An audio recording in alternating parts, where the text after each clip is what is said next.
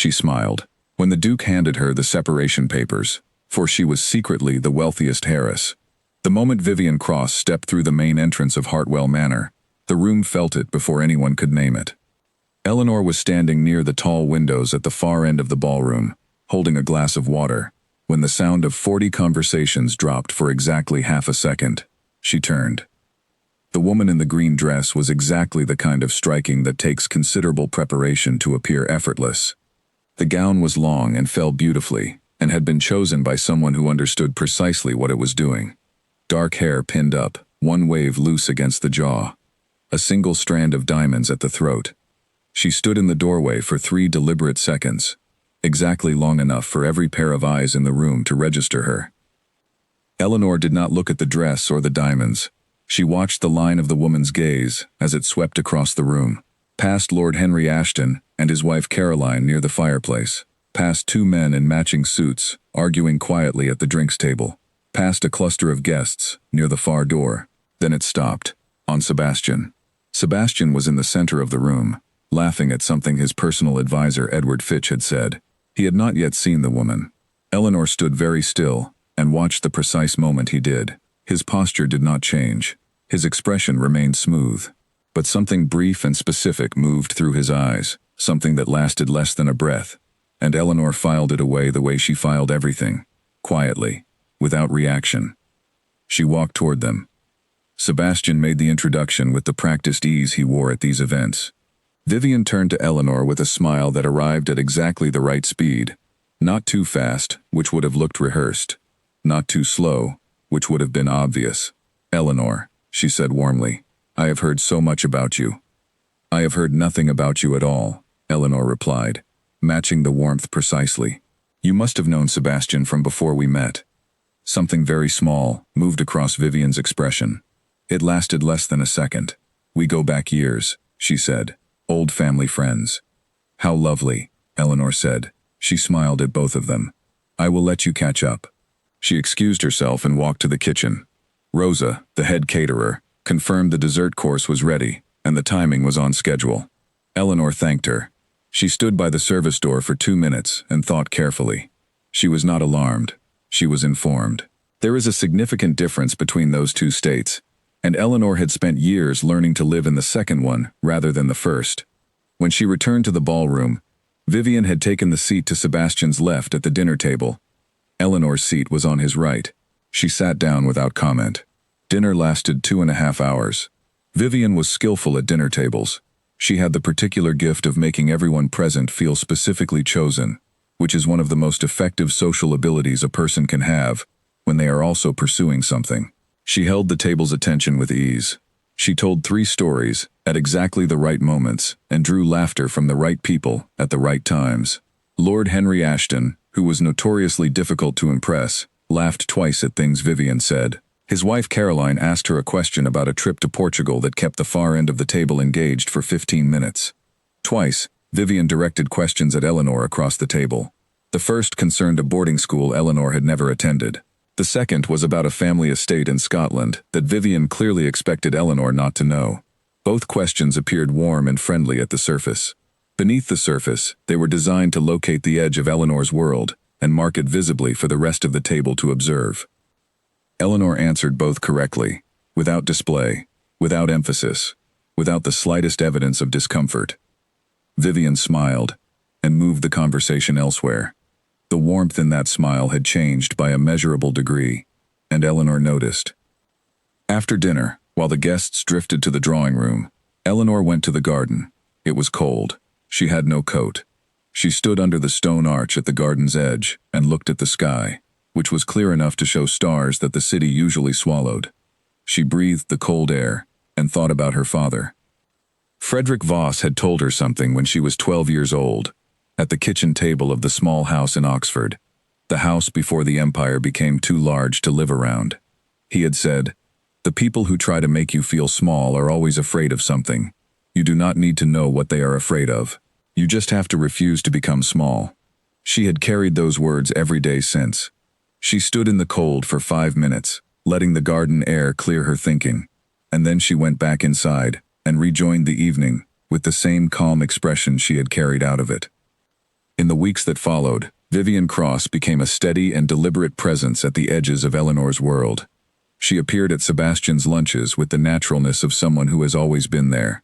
She sent him books and articles and small, thoughtful gifts. A rare history of the Hartwell family crest. A case of wine from a vineyard he had praised once in passing at a dinner she had apparently not attended but had been told about. Concert tickets for a program he had mentioned wanting to see. She found her way to the Belgrave weekend gathering and managed, through a combination of good timing and quiet social skill, to sit beside Sebastian at every meal across 3 days. She called him with small reasons.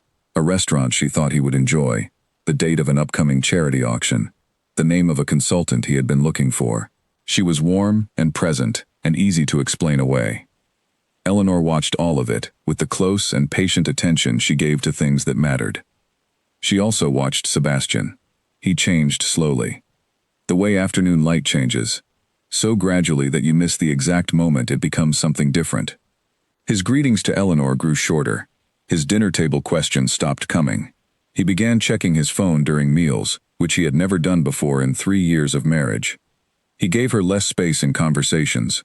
He stopped asking her opinion about things he used to ask her about. He pulled back in small ways, each one individually dismissible, and together forming a pattern that was not dismissible at all. Eleanor understood what Vivian was running. It was 2 projects simultaneously. First, drawing Sebastian's attention toward herself. Second, reshaping how Sebastian perceived his wife. The second project was quieter and considerably more dangerous than the first. Vivian had not said a directly unkind word about Eleanor within Eleanor's hearing. Eleanor was quite certain of this. She did not need to. She simply made herself bright, present, and exciting, and let Eleanor's deliberate quietness look, by contrast, like absence, like emptiness, like nothing. She was using Eleanor's own disguise against her. Eleanor registered this without sentiment. It was clever. She acknowledged it plainly and filed it away. One Sunday evening, after a dinner at Caroline Ashton's house, Eleanor sat in the passenger seat while Sebastian drove home, and neither of them spoke for nearly 40 minutes. Not because they had run out of things to say, because the things that needed saying were not things Sebastian was ready to say, and Eleanor was not going to say them for him. When they pulled into the Manor's drive, Sebastian said, "You were very quiet tonight." "Was I?" Eleanor said pleasantly. "You always are," he said. It was not said with cruelty. He said it as a statement of fact, the way a person states a fact they have grown tired of. But it landed the way certain statements of fact land when they are also something else, flatly, with no room around them. "Yes," Eleanor said. "I am quiet." She opened the car door. "I'll put the kettle on." She made 2 cups of tea. She left one on the counter for him. He picked it up without comment and went to the study. She took hers to the bedroom and sat on the edge of the bed and held the warm cup and looked at the wall. On a Tuesday morning in November, she called Charles Weston. Charles had been her father's legal advisor for over 20 years. He was in his mid-60s now, precise, steady, entirely reliable. He had known Eleanor's full identity throughout her marriage. He had managed the Voss Group's legal structures in her absence, and had never once reached out to her unless she called. She had asked him not to, and he had respected that completely, for 3 years, without a single unplanned word. "I think we are getting close to the end of the waiting period," Eleanor said. A brief pause. "Should I begin preparing the transfer documents?" "Have everything ready to move the moment I give the word, not before, but have it all ready." "It has been ready for a year," Charles said quietly. "And Eleanor, are you well?" She looked out the hallway window. The groundskeepers were raking the drive below. The east hedges still needed trimming. She had mentioned it to the head groundskeeper twice. "I am," she said. She meant it entirely. There was no performance in it. She was not sad. She was not afraid. She was clear, which was a different and better thing. She hung up and made dinner. She sat at the kitchen table and ate it slowly. The manor was quiet around her. The kitchen was the room she felt most comfortable in. She had cooked in it every day, made breakfast and dinner and Sunday morning pastries and late cups of tea, and it was the only room that had ever genuinely felt like hers. 3 days later, Vivian came to the manor for what she called an informal visit while Sebastian was on a business call. Eleanor offered to show her the house. She walked Vivian through the library, with its floor-to-ceiling shelves, and the reading chair in the corner where Eleanor spent her evenings. Through the east drawing room, with its long windows and the view of the garden that was best in November, when the roses were the last color left. Through the portrait gallery, where 3 generations of Hartwells looked down from heavy gilded frames, with the composed expressions of people who have never had to explain themselves to anyone. In the portrait gallery, near the window with the view of the lawns, Vivian said, "Sebastian tells me you handle everything for the house yourself, that you prefer not to use much staff." "I prefer to be involved in how my home runs," Eleanor said. "That's admirable," Vivian said. Her voice was perfectly pleasant. The thing beneath the words was not. Eleanor turned to look at her. "What position is that?" A short pause. The precise length of a rapid calculation being made behind a pleasant expression. "The Duchess of Ashford," Vivian said. "Yes," Eleanor said. "It is my home." She turned toward the door. "Shall we have tea?" Vivian followed her back down the corridor. She was noticeably quieter for the rest of the visit. Something in that exchange had not gone the way she had expected. Not a confrontation, not a defeat, but the discovery of solid ground, where she had anticipated softness. Eleanor could see it in the quality of Vivian's attention for the remainder of the afternoon, more careful, more watchful, less certain of what it was examining. The tea was good. Eleanor had baked almond biscuits from a recipe that Frank Dolton had taught her. Frank was the baker from 2 streets away from Eleanor's old flat, the small flat she had lived in for 4 years before the marriage, and she still drove to his shop on Saturday mornings. He still saved the almond ones for her. She still sat on the stool at the end of his counter and talked about ordinary things. Vivian ate 2 biscuits and said they were delicious. Eleanor smiled and refilled her cup. When Vivian left, they kissed cheeks at the front door and agreed to do it again soon. Eleanor closed the door and stood in the hallway for a moment. Then she walked to the kitchen and called Charles. "Keep everything ready," she said. "It will not be long now." "It will be ready," Charles said, in the calm way he said everything. She hung up and ate a biscuit at the counter. She ate it with full attention. It was very good. Frank had been making them this way for 30 years, and there was something in that consistency. Something in the fact that a person could do one thing excellently and without interruption for 30 years, that she had always found deeply reassuring. The weeks that followed were the coldest the marriage had been. Not because of the weather. Sebastian came and went, with the surface manners of a man performing a role he had already decided to exit. He was not unkind. Unkind would have been something to push against. He was simply absent, present in form, somewhere else entirely, in every way that mattered. He sat across from her at meals and answered questions, and occasionally asked 1 or 2 of his own, and none of it held any warmth, the way a picture of a fire holds no heat. One evening she walked past the closed study door and heard his voice, low and careful and private. She did not slow her steps. She went to the library, sat in the armchair, and opened her book. She turned pages for an hour. She did not take in a single word. She thought about the Voss Group, the 47 countries, the 60,000 people who worked for it, the board meetings that Charles kept telling her were overdue, the letter from the directors in Geneva that had been waiting 6 weeks for her response, the pharmaceutical division quarterly review, the real estate holdings in 4 continents, all of it in quiet suspension, because she had asked it to wait while she gave this marriage every fair chance. She had given it every fair chance. She had been honest and patient and present. She had loved him in the way she did everything, genuinely and without display, and without conditions she had not stated. It had not been enough to reach him. She could accept this without bitterness. People are not always reachable. That is not always a failing. But it is always the truth, and Eleanor had been raised to deal with truth rather than walk around it. She closed the book, sat in the dark for a moment. Then she turned the lamp back on, found her page, and read until midnight. The story was good. The evening was still hers. The following Saturday, she drove to Frank's bakery at 8 in the morning. He was already in, the lights on, the smell of fresh bread through the door before she even opened it. "There you are," he said, not looking up from the tray he was carrying. They sat and talked for an hour. His daughter's new flat in Cardiff, the cold spell coming in from the north, the orange and chocolate biscuit he was testing for the Christmas orders, and Eleanor's suggestion that he adjust the ratio of rind. He said he would try it. He gave her the almond box when she left. She drove back in the pale morning light with the box on the passenger seat. The road was empty. The radio cut in and out. She turned it off and drove in silence. That Sunday, she called Nina Garrett at 4 o'clock, as she did every 2 weeks. Nina answered on the second ring. "Tell me," Nina said. She never said hello first. She just started. "Things are about to change," Eleanor said. "The marriage?" "Yes." A brief silence. Not shocked. Nina had been listening to these conversations for 2 years. "Are you all right?" "I am very all right," Eleanor said. "That is what I wanted you to know first. I am not frightened of any of it." "Are you sad?" Eleanor thought about this honestly. "A little," she said. "The kind that comes at the end of something that has been over for a long time. Not the frightening kind." "Okay," Nina said quietly. "I'm glad you told me."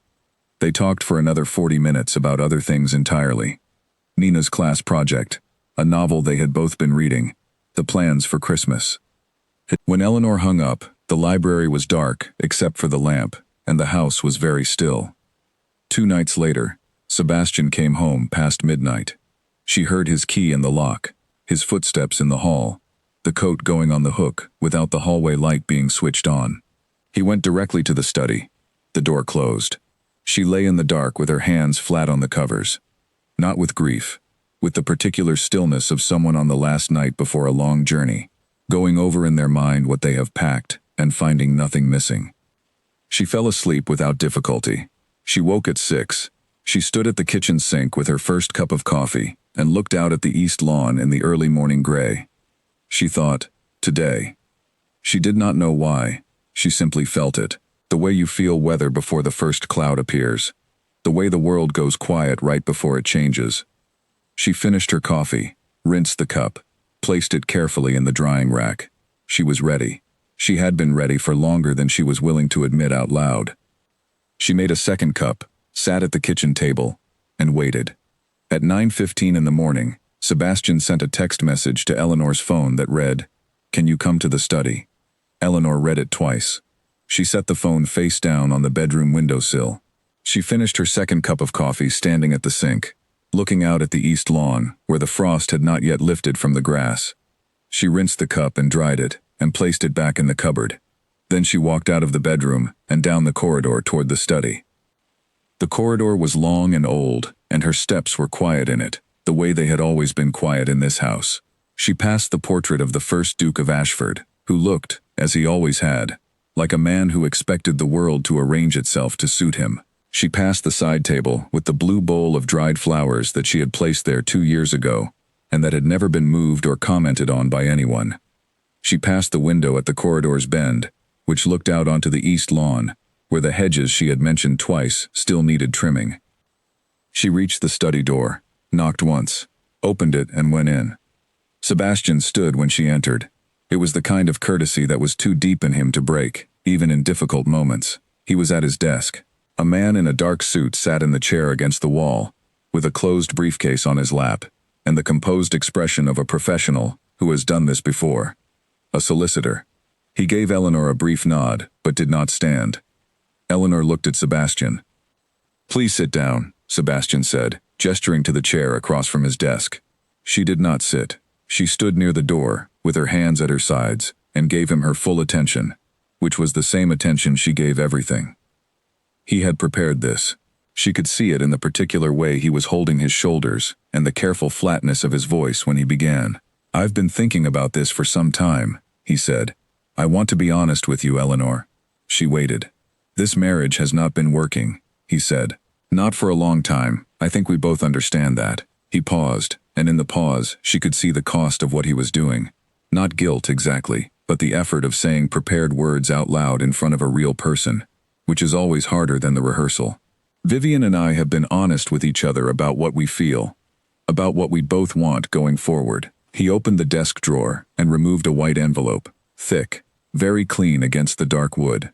He set it on the near edge of the desk. "These are separation papers. My solicitor has reviewed them thoroughly. The terms are fair." He looked at her then, directly, for the first time since she had come into the room. He was watching her face. She understood what he was watching for: the tears, the raised voice, the negotiation, the moment that would confirm to him that he held the power in this room. Eleanor stepped forward and picked up the envelope. She opened it carefully, removed the pages, several of them, printed on good heavy paper. She read them from the first word to the last, with the same focused attention she brought to every document she read. This took 4 minutes. The room was completely silent, except for the faint sound of the solicitor adjusting his position in the chair. As she read, she noted 3 things. First, the documents had been drafted with considerable care. Sebastian's legal team had been thorough. Second, the financial settlement offered was reasonable, modest, but reasonable, and had been calibrated for a woman believed to have no significant resources of her own. Third, and most telling, Sebastian had already signed. His signature was on the final page, clear and firm. He had signed before she had ever seen the papers. He was not opening a discussion. He was presenting a conclusion. She set the pages together carefully, folded them once, placed them back in the envelope. Then she smiled. It was a small smile, still and genuine, with nothing performative about it. It was the kind of smile that belongs to someone who has just received confirmation of something they have already known for a very long time, and who finds that confirmation, after all the waiting, almost peaceful. Sebastian's jaw tightened. "Eleanor, I will have my people review these," she said. He stared at her. "Your people." He said it the way you say something when the words have arrived but the meaning has not yet caught up to them, as a repetition, as something the mouth produces while the mind is still catching up. "Thank you for your time," she said pleasantly to the solicitor, who blinked. Then she tucked the envelope under her arm, turned, and walked to the door. She was 3 steps into the corridor when Sebastian spoke. "Eleanor." His voice had lost the prepared quality entirely. It was simply his voice now, uncertain. I just want—" She turned back. She looked at him from the doorway, with the clear and steady attention she had always given him. "It is quite all right, Sebastian," she said. "I understand what this is."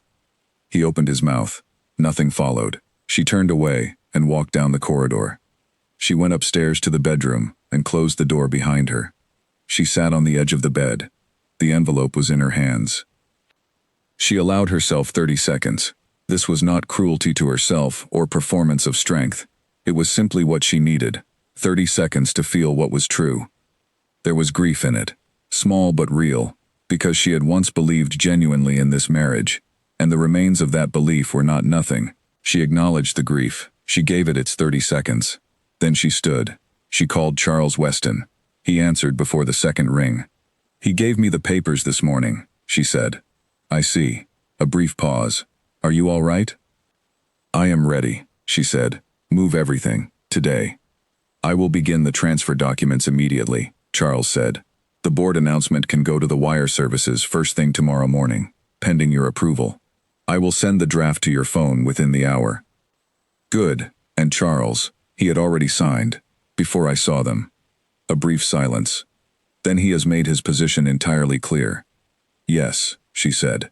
She looked out the bedroom window, at the pale November sky. "He has." She paused. "Thank you, Charles, for all 3 years of waiting. It was your patience, Eleanor, not mine." He paused. "Your father would have been extremely proud." She was quiet for a moment. "I know," she said. She hung up. She sat quietly for a while. She thought about Frederick Voss. She thought about the conversation in the hospital room in the final week, his hand around hers, his eyes tired but completely clear, saying, "You waited. You were patient. Now the world is going to know who you are, and you will be ready for every part of it." She had not fully understood him then. She understood him now. She stood and opened the wardrobe. She pulled out the 2 bags she had packed quietly a week earlier. Not dramatically, not with ceremony, just the things she knew she would want in the coming weeks.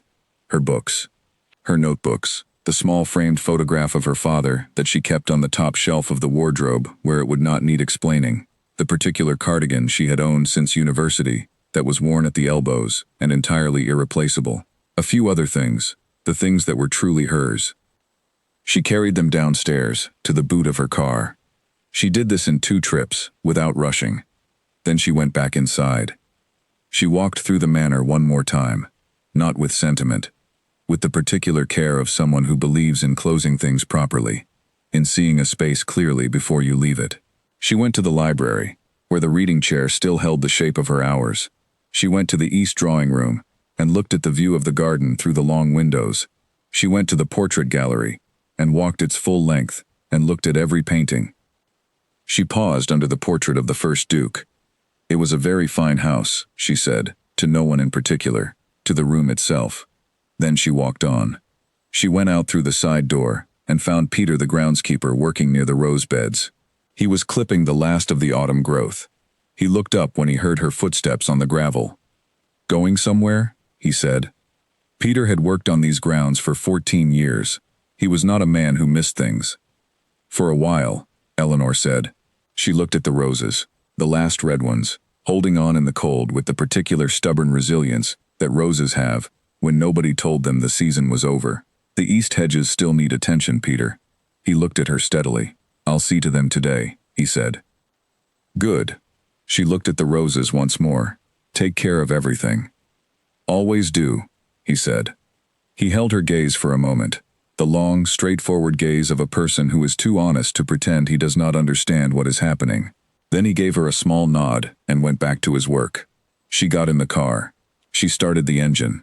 She drove down the long gravel drive between the old trees, through the iron gates that swung open on the sensor as she approached, and out onto the road. She did not look in the rearview mirror. She drove for 2 hours before she called Nina. Nina answered on the second ring. "Well?" "It happened," Eleanor said, "this morning." "He gave you the papers?" "He gave me the papers," Eleanor said. "He had already signed them." A short silence. Then, "And you?" "I smiled," Eleanor said, "and then I left." Nina was quiet for 3 full seconds. Then she said, "I love you so much." "I know," Eleanor said. There was warmth in her voice, real warmth, the kind that comes from being known by someone for a very long time. "I am coming to stay for a few days, if that is still all right." "The spare room has been ready for 6 months," Nina said. "I will put the kettle on, and I will not ask you anything you do not want to answer tonight." "That is exactly what I need," Eleanor said. She drove north. The road was wide and clear. She put the radio on, and the signal held. She drove in the fading afternoon light, and felt, with each mile, something in her chest that had been held in a particular tight position for 3 years, slowly, quietly releasing into something closer to its natural shape. She reached Nina's house in Yorkshire at 7:20. Nina had made soup from scratch. They sat at the kitchen table and ate it with good bread, and they talked for a long time. And then they did not talk about any of it anymore, and talked about other things instead, the way old friends do when the important things have been said, and there is room now for everything else. Eleanor slept in the spare room, under a heavy quilt, with the window open a crack, the way she had always preferred. She did not dream of the manor, or Sebastian, or separation papers. She dreamed of the sea. She woke at 6. She lay still for a moment, in the pale morning. Then she got up, went to the kitchen, and made coffee. The announcement would go out in 1 hour and 40 minutes. She approved the final draft on her phone while the coffee brewed, making 2 small edits. She sent it back to Charles with 1 word: send. Then she sat at Nina's kitchen table and drank her coffee and waited for the world to change. The way you wait for something you have been preparing for a very long time, without fear, without doubt, with only the calm and ready attention of someone who knows exactly what is coming next. She did not have to wait long. At 7:07 in the morning, every financial news network in the country interrupted its scheduled program. Eleanor heard the sound of Nina's phone alert from the spare bedroom, then another alert, then a third, then the low sound of Nina getting out of bed and padding to the kitchen. Eleanor heard the quiet sounds of the kettle being filled and a chair being pulled out at the table. She heard Nina's phone screen lighting up again.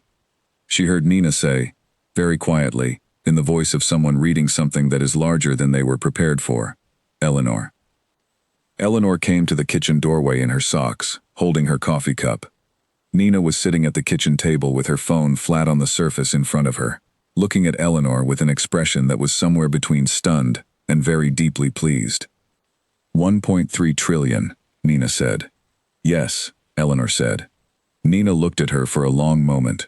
You were never going to tell me the number. I was going to tell you, Eleanor said, when it felt right. Nina picked up her phone, set it down again, looked at Eleanor. I made extra coffee, she said finally. I know, Eleanor said. "I can smell it." She came in and sat down at the table, and they sat together in the small Yorkshire kitchen in the early morning, with the news running on every screen in the country, and they drank their coffee and did not say very much at all, because some mornings, the best thing to do is simply be present in them. The announcement hit at 7 minutes past 7. Eleanor did not hear it at Nina's house in Yorkshire, because she was already awake and already watching. She had her coffee in both hands, and the laptop open on the kitchen table, and Nina's cat asleep on the chair beside her, and she watched Alan Drummond on the television in the corner of the kitchen say her name on the national business channel for the first time in her life. It sounded strange, hearing her full name said on television, by someone who did not know her. Eleanor Voss, the daughter of Frederick Voss. She sat with this for a moment. Then she refreshed the page on her laptop and watched the Voss Group press release generate hits in real time, the counter climbing by hundreds every few seconds. And she thought about her father, who had spent 30 years building something specifically so that it would survive him and be in the right hands when it was needed. And she thought, here we are. Frederick, here we are. Nina came into the kitchen at 7:30 in her dressing gown. She looked at Eleanor. She looked at the television. She looked at Eleanor again. "That's your name," Nina said. "Yes," Eleanor said. "On the news." "Yes." Nina sat down. She looked at the screen for a long moment. Then she said, "Do you want more coffee?" "Please," Eleanor said. Nina made coffee. She sat back down. They watched the coverage together for 20 minutes, without saying very much. The way people sit through something significant together, when they have known each other long enough to understand that not everything needs commentary. Eventually Nina said, "What happens now?" "I go to London," Eleanor said. "Tomorrow morning, most likely. There is a board meeting to arrange, and a great deal to be done." "And before that?" "Before that," Eleanor said, "I would like to eat breakfast, if you have eggs." Nina had eggs. She made them both breakfast. They ate at the kitchen table in the Yorkshire morning, with the news still on in the corner, and they talked about ordinary things, and Nina's cat eventually woke up and demanded attention, and Eleanor gave it attention, and the morning went on. It was very good, that morning. Eleanor would remember it for a long time. At 7 minutes past 7 in the morning, Alan Drummond stopped mid-sentence on the national business channel and looked down at the sheet of paper his producer had placed in front of him. Sebastian was in the kitchen of Hartwell Manor at that moment, standing at the counter with his phone in one hand and his coffee in the other. He had not slept well. He had woken at 4, lain awake until 5:30, and come downstairs to find the house very quiet, and Eleanor's car already gone from the drive. He had stood at the kitchen window looking at the empty space where the car had been, and told himself this was fine, and that it was what he had wanted, and that the fact of her absence felt strange, was simply an adjustment he had not yet made. He had been watching the morning news without particular attention when Alan Drummond stopped. "We are receiving breaking news from the financial markets," Drummond said. He looked up from the paper. His expression had shifted in the precise way that an experienced broadcaster's expression shifts when something genuinely unexpected arrives, rather than something they have been briefed on. The Voss Group, the multinational conglomerate with holdings across pharmaceutical development, real estate, clean energy, and financial technology, across 47 countries, with total assets estimated at approximately $1.3 trillion, has this morning announced the formal appointment of its new chairman of the board. He paused for a fraction of a second. The new chairman is Eleanor Voss, daughter of the late Frederick Voss, the group's founder, who passed away 18 months ago. According to the announcement released in the last several minutes, Eleanor Voss has held controlling interest in the group through a series of holding companies and trust structures since her father's death, and has now formally assumed the chairmanship. Sebastian's phone lit up. He looked at it. 14 messages. As he watched, the number became 17, then 21, then 26. He set his coffee cup down. He set it down on the counter with the particular slow care of someone who is moving at reduced speed, because moving at full speed might break something. He looked at the television. Alan Drummond was now on his feet in the studio, talking to a financial analyst who had been brought in at short notice, and behind both of them on the large screen was a photograph. Sebastian recognized the photograph immediately and completely, before his mind had finished the necessary work of placing it in context. It was Eleanor. Unmistakably Eleanor. standing at a large desk in a glass-walled office, the London skyline behind her, signing a document. Composed, unhurried. The caption read, Eleanor Voss, incoming chairman of the board, Voss Group. Sebastian stood in the kitchen for approximately 30 seconds without moving. Then his legs requested that he sit down, and he sat on the nearest stool. His phone rang. Edward Fitch. Sebastian. Edward's voice was not its usual measured self. Edward was a steady and experienced man who had advised Sebastian for 11 years and had, in those 11 years, learned to calibrate the weight of his tone to the weight of the situation. The tone he was using now was one Sebastian had not heard from him before. Have you seen the news? I am looking at it, Sebastian said. Sebastian. A pause. The pause of someone deciding where to begin. Eleanor. Your wife. Eleanor.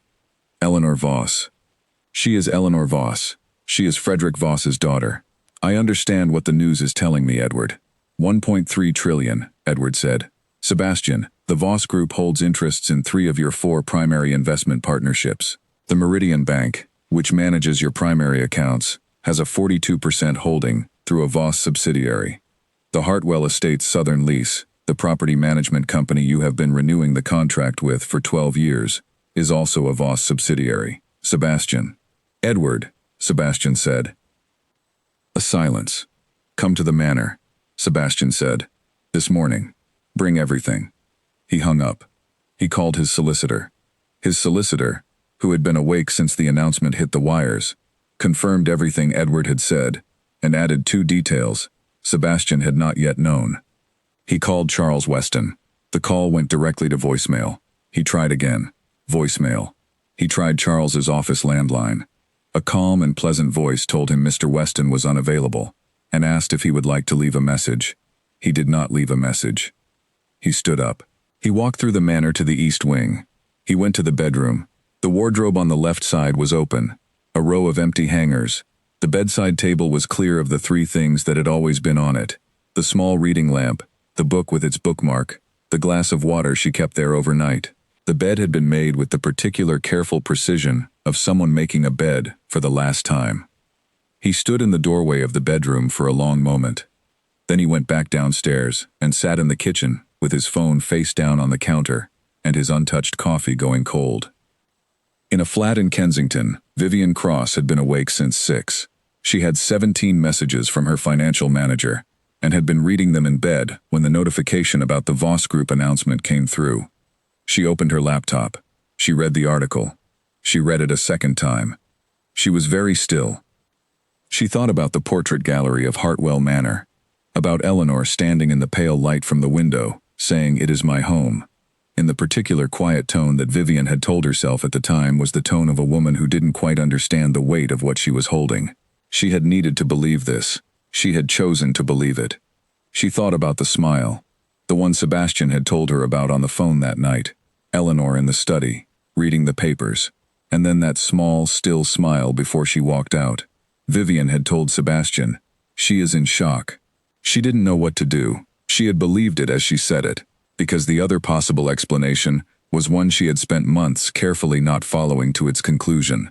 She called her financial manager. He answered immediately. "Vivian," he said, "3 of your 4 primary investment vehicles have Voss Group connections at the holding company level. All transactions involving those vehicles are suspended, pending the completion of the management transition. I cannot give you a timeline for when." "How much exposure?" Vivian said. He told her. She set the laptop down on the bedside table with great care. She looked at the ceiling of the Kensington flat. She thought about 8 months of careful, patient, methodical construction.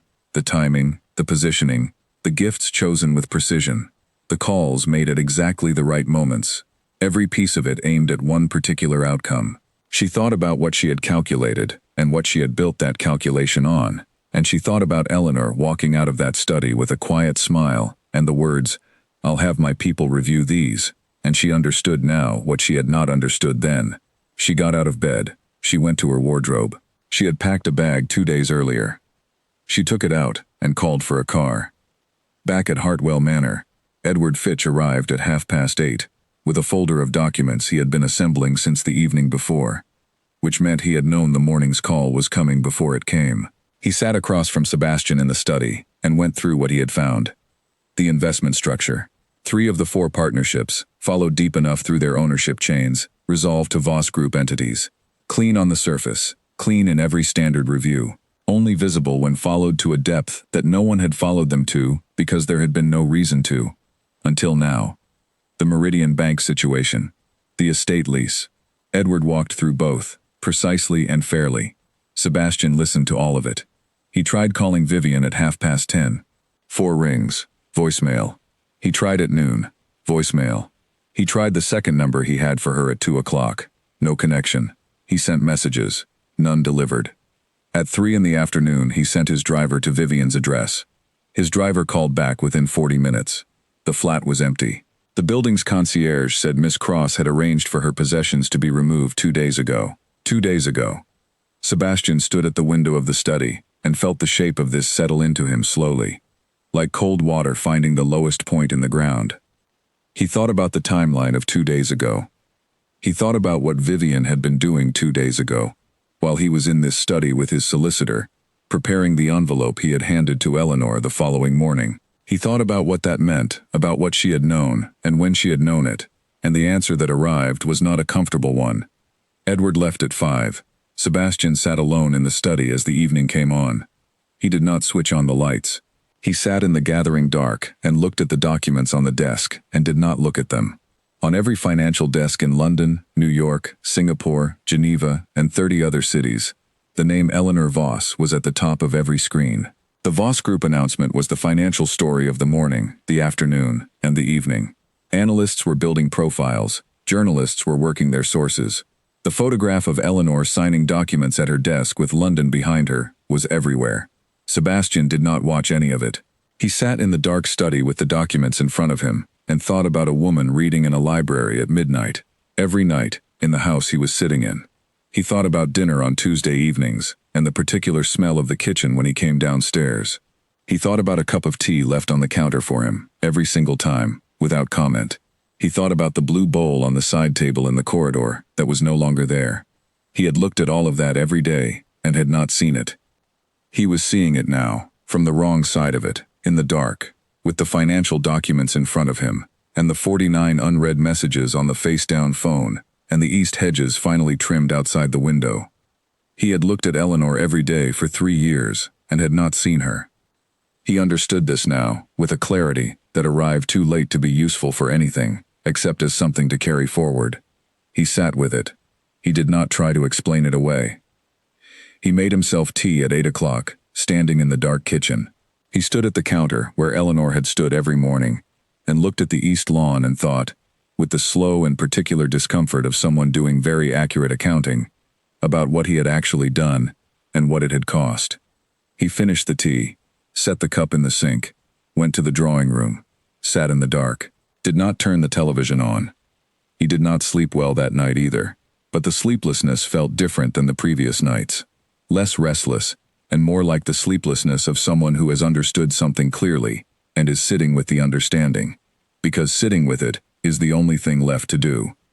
By mid-morning, Sebastian had read everything that had been published. He read the profile of the Voss Group that 3 different financial outlets had assembled in the hours since the announcement, the history of it, the structure of it, the scope of it. He read the analysis that 2 of the major banks had published for their investors. He read a piece in one of the business papers that described Frederick Voss and his background and the particular qualities of the empire he had built, and the question, posed at the end, of how long Eleanor Voss had known about her own inheritance. The journalist who had written that final piece did not know the answer to that question. Sebastian did. He had sat across a breakfast table from the answer to that question 300 times and had not thought to ask it. He put the phone down. He stood at the window of the study and looked at the east lawn and thought about the years of the marriage in the specific light that the morning had cast on them. He thought about Eleanor reading in the library on winter evenings, the lamp, the only light in the room, turning pages with the steady patience of someone who is never in a hurry to get to the end. He thought about Eleanor at the garden parties and the weekend gatherings and the dinner at the Ashtons, moving through those rooms with the quiet self-possession of someone who has no need to perform. He thought about Eleanor at the kitchen counter on a Saturday morning, packing a box of biscuits someone had made for her, smiling to herself in a way he had never once asked about. He had been in the room with this woman every day for 3 years, and he had never once been curious about what she was thinking. He understood this now, with the particular sharpness of understanding that arrives too late. It did not excuse itself. It was not reducible to circumstance. He had simply not paid attention, and the consequences of not paying attention were sitting on the desk in front of him, in the form of financial documents and a bank's call notice, and the memory of a smile he still could not quite account for. He sat back down at the desk. He picked up the phone. He was going to call Edward Fitch again, but he set the phone back down. He looked at the filing in front of him. He thought, what is the thing you would do right now if you were the person you should have been? He did not have an immediate answer to this, but he thought it was the right question to be asking. Eleanor signed the first document at 9:10 in the morning, in the main boardroom of the Voss Group's London headquarters on the 40th floor, with the whole of the city visible through the glass on 3 sides. Charles Weston sat across from her, along with 3 senior board directors who were trying not to look as though they were staring at her, and none of them succeeding. This was understandable. They had managed this group through the death of its founder, through the legal complexity of the trust transfer, through 18 months of formal absence from the chair. They had done all of this on the understanding that the person who would one day arrive to take the seat was real.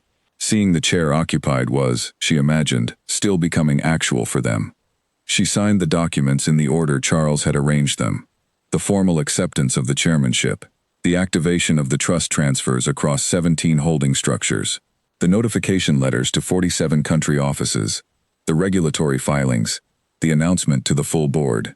Her signature was clear and unhurried, and consistent across all of them. When she set the pen down after the final page, Charles said quietly, "Welcome home." She looked at him. Charles had known her since she was 8 years old, sitting at her father's office desk, drawing pictures on the back of legal correspondence, while her father took calls. "I was never gone," she said. "I was waiting in another room." He smiled. It was the smile of a man who has been patient for a very long time, and is watching the thing he was patient for become real at last.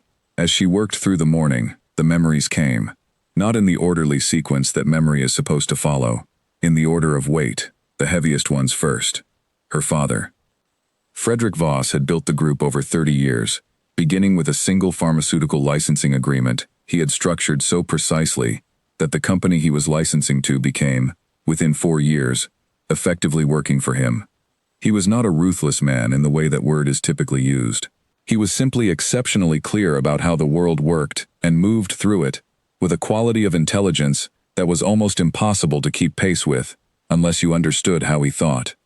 He was also, in the specific way that very successful people sometimes are, afraid of what his success might do to the people he loved. He had watched it happen with colleagues, men and women who had built significant things, and whose children had grown up inside those things, and emerged with a relationship to the world that troubled him, a softness in the wrong places, an inability to understand difficulty from inside it, rather than observing it from a comfortable distance.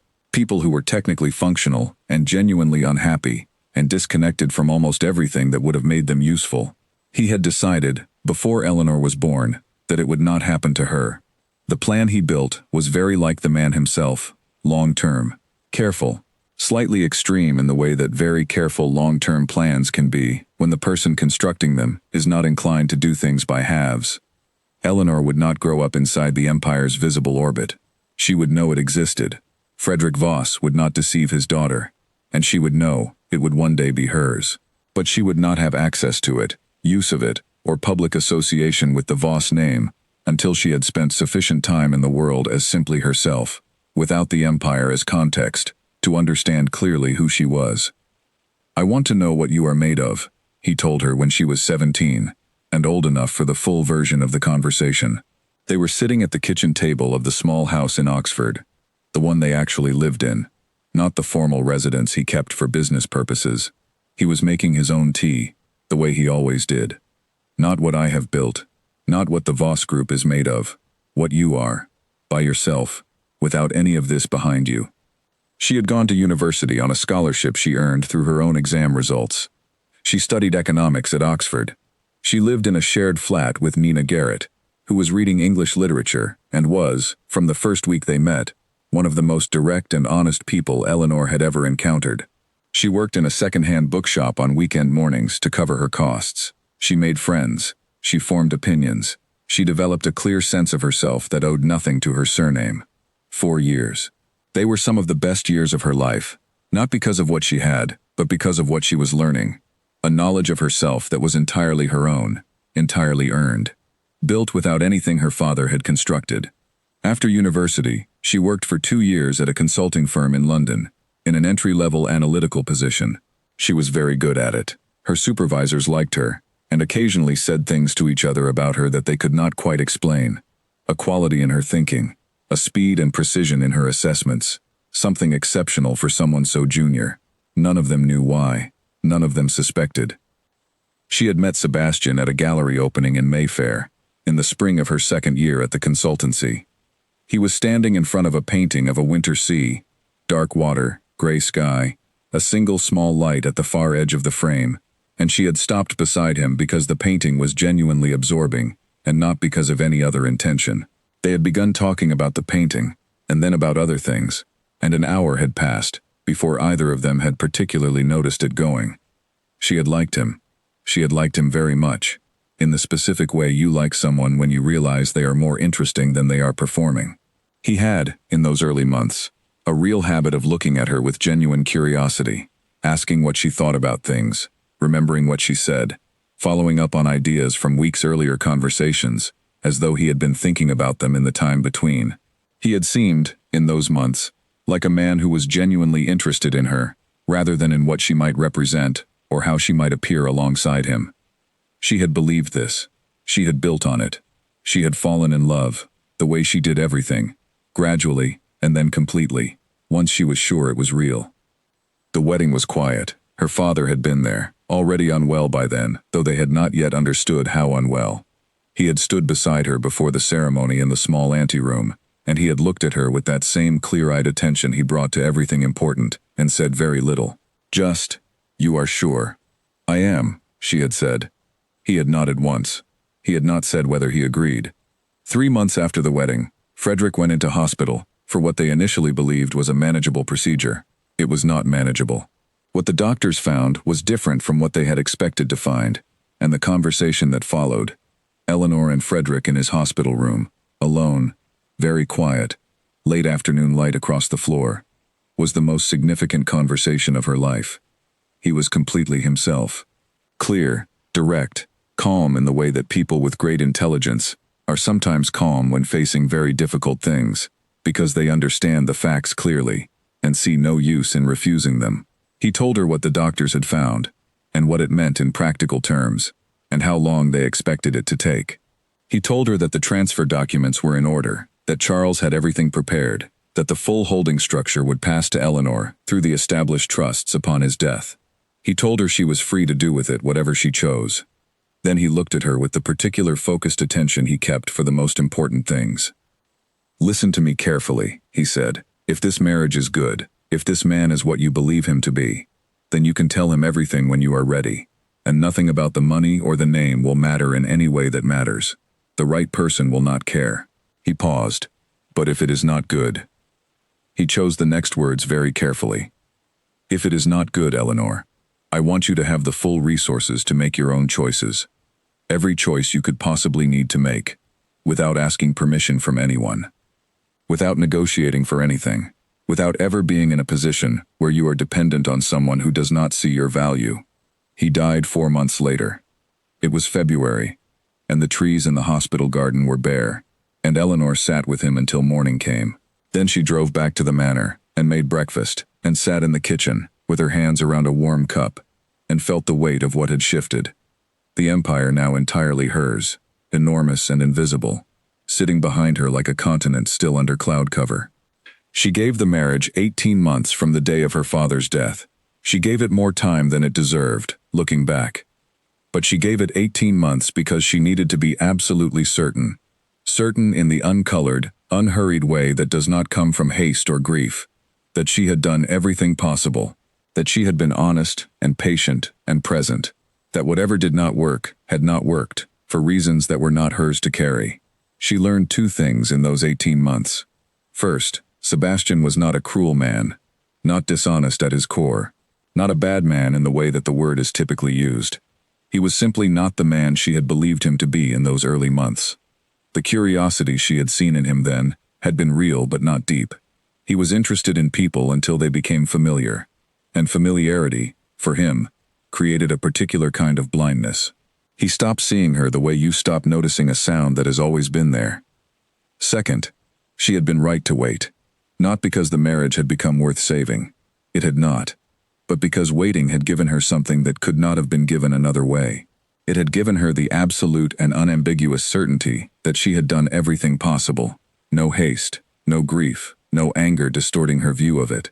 Just the clear, firm, undeniable knowledge that she had been as good as she knew how to be, and that what had not worked because of the other person. She needed to know that. She needed to carry it into everything that came next.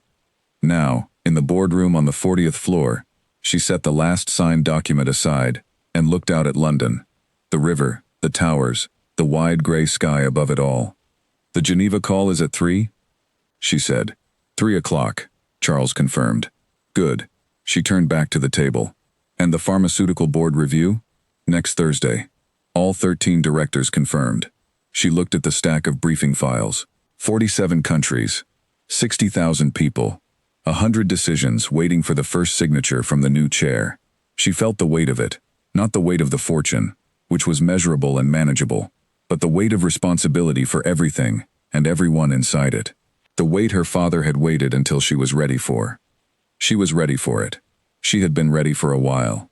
She had been ready from the moment she sat at the kitchen table in Nina's house in Yorkshire at 6 in the morning and approved the announcement and sent it with one word. She picked up the first briefing file. "All right," she said, "let us begin." Charles opened his notebook. The board directors settled into their chairs.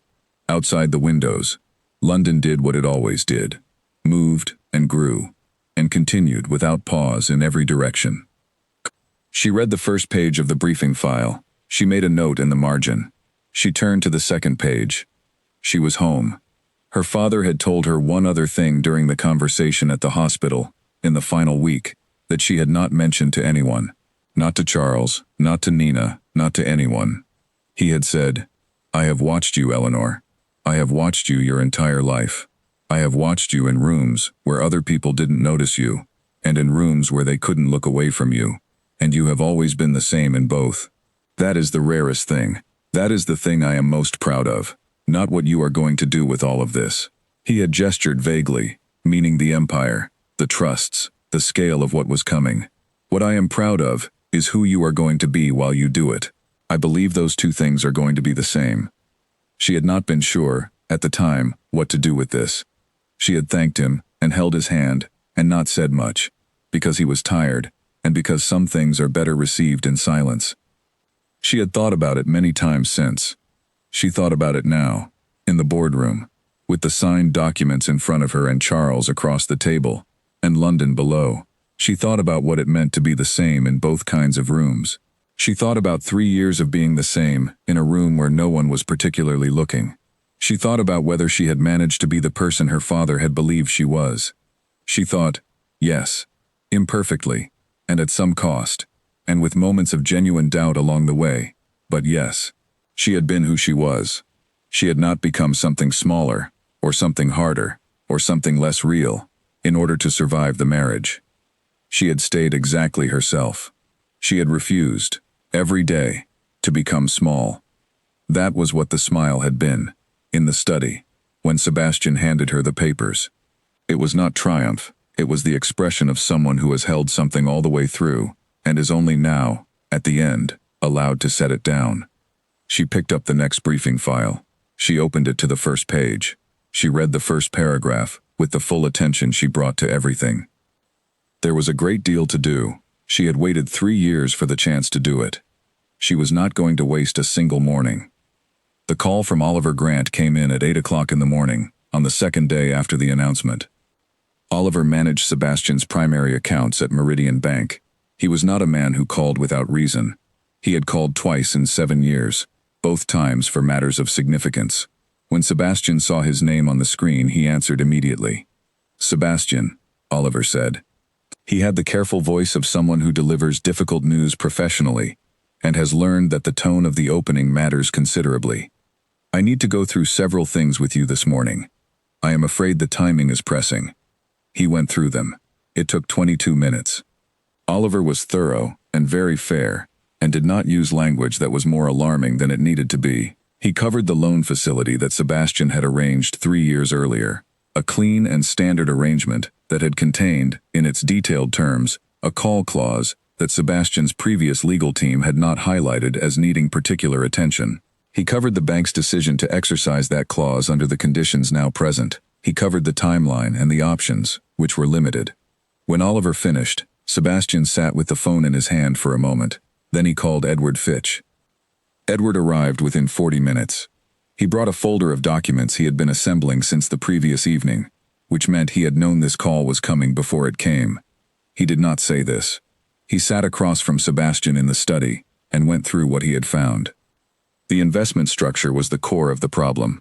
Sebastian had built his financial portfolio over 12 years through 4 primary partnerships, each recommended by advisors he trusted, each with a clean record and a strong performance history. What no one had done, what Sebastian had not done, because you do not audit the ownership chain of a firm that has been returning good results for a decade, was follow the ownership chains deep enough to see where they ended.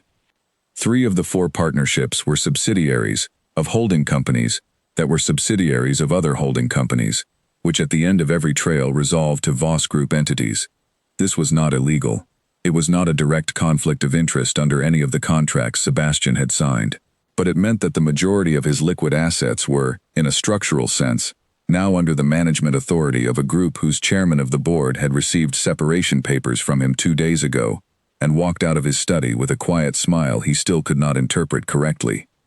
Edward laid this out with the precise and careful voice of someone who has done the work thoroughly and genuinely wishes he had found a different answer at the end of it. "Is any of this legally challengeable?" Sebastian asked. "No," Edward said. He said it plainly, because Sebastian deserved a plain answer. None of it is illegal. None of it creates a direct conflict under the terms of any agreement you signed. The circumstances have simply changed considerably. Sebastian stood and walked to the window. The east lawn was still in the morning. He noticed, without any particular feeling, that the east hedges had finally been trimmed. Someone had done it the morning Eleanor left. He tried calling Vivian at 10:30. 4 rings. Voicemail. He tried at 11. Voicemail. He tried the second number he had for her at noon. No connection at all. He sent 3 messages across 2 hours. None of them delivered. At 2 in the afternoon, he sent his driver to Vivian's address in Kensington. His driver called back within 50 minutes. The flat was empty, entirely cleared. The building's concierge said Miss Cross had arranged for her belongings to be collected 2 days prior. The concierge said it with the careful neutrality of someone who is not paid to offer opinions, and is therefore offering none. 2 days prior.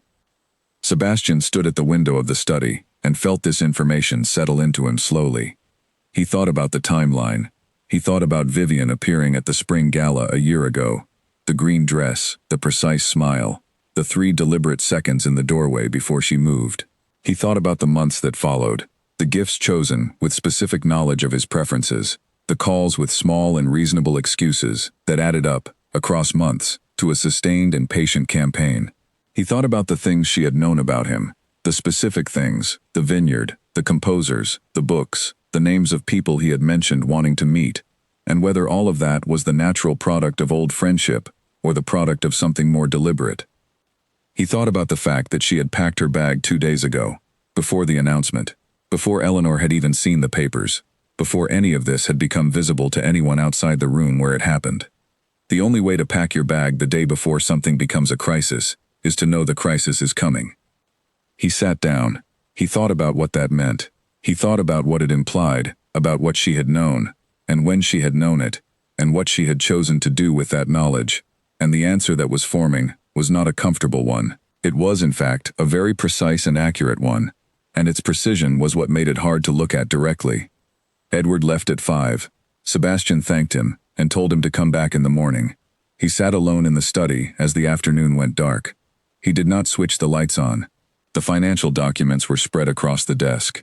He did not look at them. He looked at the window, at the trimmed hedges on the east side of the lawn. He thought about Peter the groundskeeper, who had been told twice about those hedges and had apparently acted on the instruction the morning Eleanor left. He thought about what it said about a person, that 2 mentions of a thing over several weeks produced results on the day they walked out the door for the last time. He thought about Eleanor in this study 2 mornings ago, reading those papers page by page with complete stillness. He thought about the 4 minutes of silence. He thought about the smile, the quiet, unreadable, entirely genuine smile, and the words, "I will have my people review these." And he thought about what those words actually meant, and he sat with the understanding of what they actually meant for a very long time. He had stood those words next to the wrong picture of Eleanor. He had heard them from the Eleanor he had invented, the quiet woman, with the modest means and the limited world, and they had sounded strange and slightly confused, like something said from shock. He understood now that they had been said from something else entirely. They had been said from complete and absolute composure, by a woman who had known for 18 months exactly who she was, and exactly what she was carrying, and exactly when she was going to use it.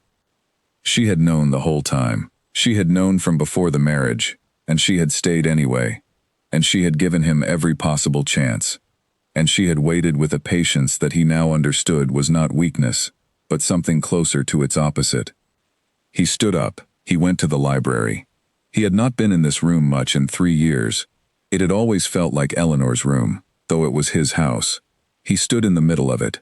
The reading chair still held the slight impression of many evenings. The book on the side table was still open to the page she had been on when she last read it, turned face down, the way she always left it when she was going to come back. She had not come back. He looked at the open book, at the lamp beside it, at the chair. He looked at the room that had been, for 3 years, the most genuinely lived-in room in the house, and he understood that it had been lived in by a person he had never seen clearly, and that he was seeing it clearly now, and that seeing it clearly now was not worth very much. He stood in the room for a while. Then he turned off the light and went to make himself something to eat, because the body continues to require things, even on the days when you have nothing much to give it. He sat at the kitchen table and ate, and looked at the empty counter across from him. Then he washed his plate, dried it, and put it away. He went to bed. He did not sleep for a long time. Outside, the east hedges were neatly trimmed for the first time in 2 months. The roses Peter tended were holding on in the cold. The house was very quiet. The morning would bring more calls, more documents, more conversations with Edward and the solicitor and the bank. There was a great deal still to be sorted through, and Sebastian would sort through it, because that was what you did.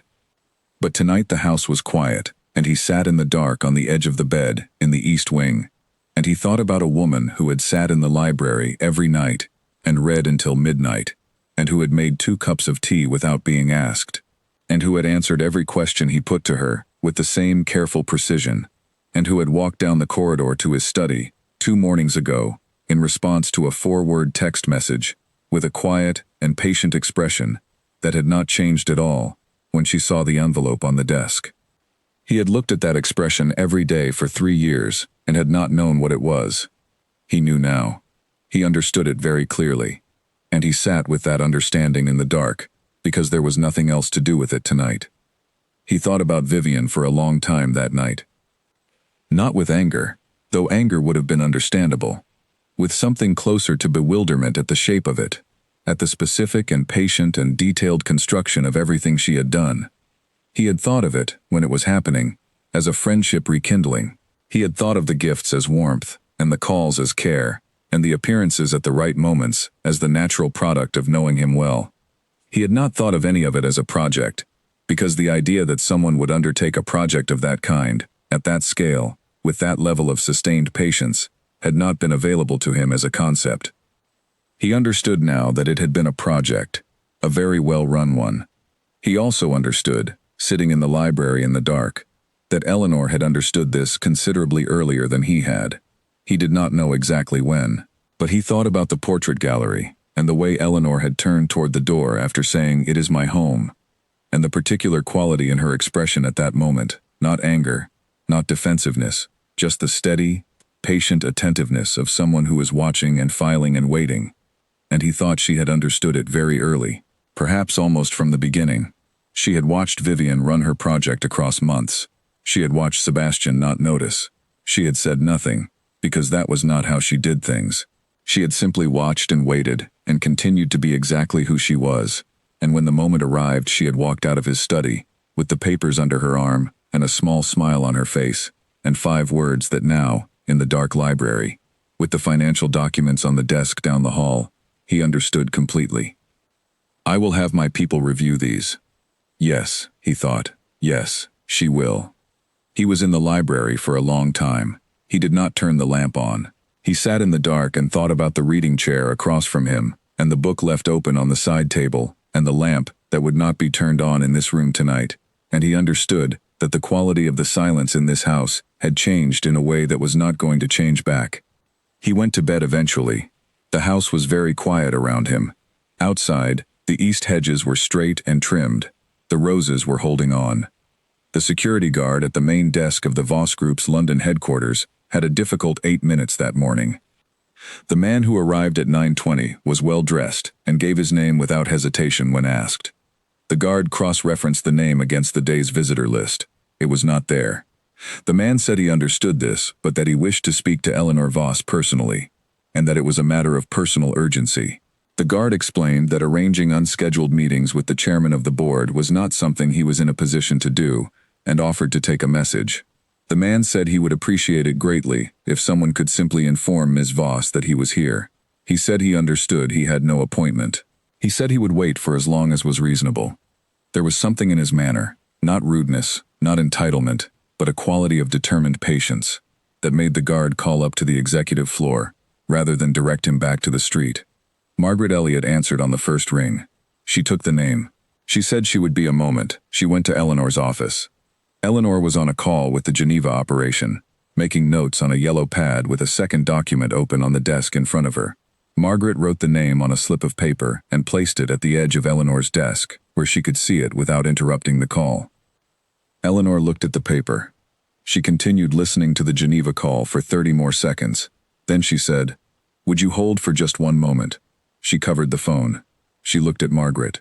"Send him up," she said. "The meeting room on 39. Ask him to wait, please." "Are you certain?" "Yes," Eleanor said. She uncovered the phone. "My apologies. Please continue." Sebastian was escorted to the meeting room on the 39th floor, one level below the executive offices. It was a large room, with a long table and floor-to-ceiling glass, on the south side looking out over the city. He stood at the glass and looked at London spread below him in the morning light, and thought about the fact that Eleanor had had access to this building throughout the 3 years of their marriage. She had owned it, effectively, through the trust structures, this and 46 other offices in 46 other cities. And she had spent those years reading in the library at Hartwell Manor, and making dinner on Tuesday evenings, and driving to a bakery on Saturday mornings, and sitting across from him at the breakfast table, in the cold quiet of the manor. She had chosen that. She had chosen it deliberately and carefully, and for reasons he was only now beginning to understand fully. He waited 18 minutes. He was aware the wait was not accidental. He was also aware it was not punitive. Nothing Eleanor did was punitive. He understood this even now. She had a full schedule. He had arrived without an appointment. The world did not, as a matter of course, arrange itself around him, and that the world had ever seemed to do so was a quality of the world he had overestimated for most of his adult life. This thought was clarifying in a way that was not comfortable. The door opened. Eleanor walked in wearing a dark suit, her hair pinned up, carrying a thin folder under her arm, in a way that managed to look both casual and completely purposeful at once. She looked exactly like herself. She also looked, in this room, with the city behind her and the morning in the air around her, exactly like who she was. Both things were simultaneously true and simultaneously clear. She sat down across the table from him. She placed the folder to her right. She did not open it. She looked at him with the full, attentive, unhurried expression she had always given him. The same expression he had spent 3 years looking at, without properly understanding it. "Sebastian," she said. "Eleanor." He paused. He had spent 2 full days thinking about what he wanted to say, and now the words he had prepared felt inadequate for this room, and this woman, and the full weight of what had happened between them. He decided to say the true thing instead of the prepared thing. "I have made serious errors," he said. "I want you to know that I understand this." "Yes," she said. "I stopped looking at us clearly," he said. "I stopped looking at you clearly. I allowed things to shape my judgment that I should not have allowed to shape it." He was not a man for whom this kind of honesty came easily, and it did not sound easy now. It sounded like what it was, a man saying something costly and true. "What I felt was real. I want you to know that, even if I failed to act as though it was." Eleanor was quiet for a moment. "I know there was something real in it," she said. "I felt it too. That is partly why I stayed as long as I did." She looked at him steadily. "I am not angry with you. I want you to hear that." He looked at her. "You are not angry." "No," she said. "I was, briefly, at one point. I moved past it a long time ago. There is nothing useful in it now." He thought about what it meant that she had moved past anger before he had even understood what he was losing. He thought about the months during which she had sat in the library at night, very close to this study, in a room 30 feet away, while he was making the decisions that had led to this morning, and had apparently been doing her own kind of internal work, patient and private and very thorough, that had brought her to this place of resolution that he could barely follow. "Is there any possibility," he said. He made himself finish the sentence. "Any possibility at all?" "No," she said. She said it simply, the way she said all true things, without apology, without cruelty, without any flourish at all. "I do not think, if you are honest with yourself, that you believe there is either." He was quiet. He looked at his hands on the table. He thought about what he had and had not done, and what it had cost, and what it was too late to recover. And he thought, "She is right." And he said, "You knew the whole time." "Yes," she said. "You could have told me, at any point." She considered this genuinely before responding. "I tried to tell you," she said, "in the ways that were available to me. Quiet ways. You were not listening." She paused, not with resentment, precisely the way she stated facts. "I wanted to understand first whether what was between us was real, before anything else came into it. It seemed important to me to know that. Perhaps that was a mistake." "It was not a mistake," he said. His voice was rough. "Nothing you did in this marriage was the mistake." She held his gaze. Something moved through her expression. Not softness in the romantic sense, but something close to acknowledgement, the recognition of something true. Then she opened the folder to her right. She removed 2 documents, the separation papers, finalized through both legal teams that morning, complete and ready, and the pen she had carried in. She signed her name on the signature line with the same clear and unhurried hand she used for everything. She slid the documents and the pen across the table. He looked at them, at his own signature from 4 days ago, on the first page. From the morning he had been certain this was going to be straightforward. He did not pick them up immediately. "Eleanor," he said. She waited. "I see you," he said. "I see you now. I want you to know that. Whatever that is worth at this point, I see you clearly." Something moved through her expression again. It was the acknowledgement of something real, receiving real acknowledgement, brief and genuine, and not requiring anything further. "I know," she said. "I believe you. I genuinely hope you carry that with you. I hope the next time you are with someone, you see them from the beginning, not when it costs you something not to." She looked at him steadily. "I hope that for you. I mean it sincerely." He picked up the pen. He signed the documents where indicated. He set the pen down and slid the papers back across the table. She took them. She placed them back in the folder with the same care she brought to everything she handled. Then she stood and walked around the table to the door, and opened it and stood beside it. Not to hurry him, to make the path clear. He stood. He picked up his jacket from the back of the chair.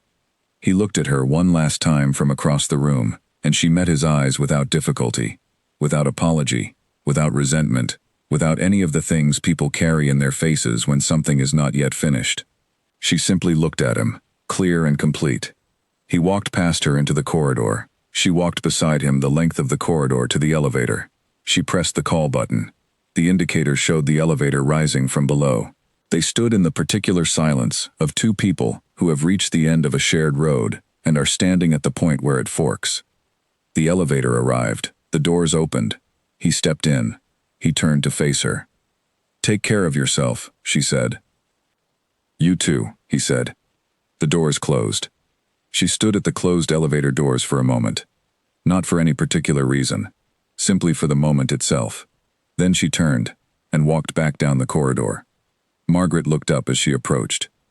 Eleanor gave her the small nod that meant she was fine, and the meeting was concluded. Margaret gave a nod in return and went back to what she had been doing. Eleanor went to her office. She sat down at her desk. She picked up the yellow notepad with the Geneva notes from earlier. She found the line where she had stopped. She had 3 calls before lunch, a full briefing at 2, and the pharmaceutical division review at 3:30. The afternoon was entirely full, and there was a great deal of work to be done, and she was glad of it. She uncapped her pen. She picked up where she had left off.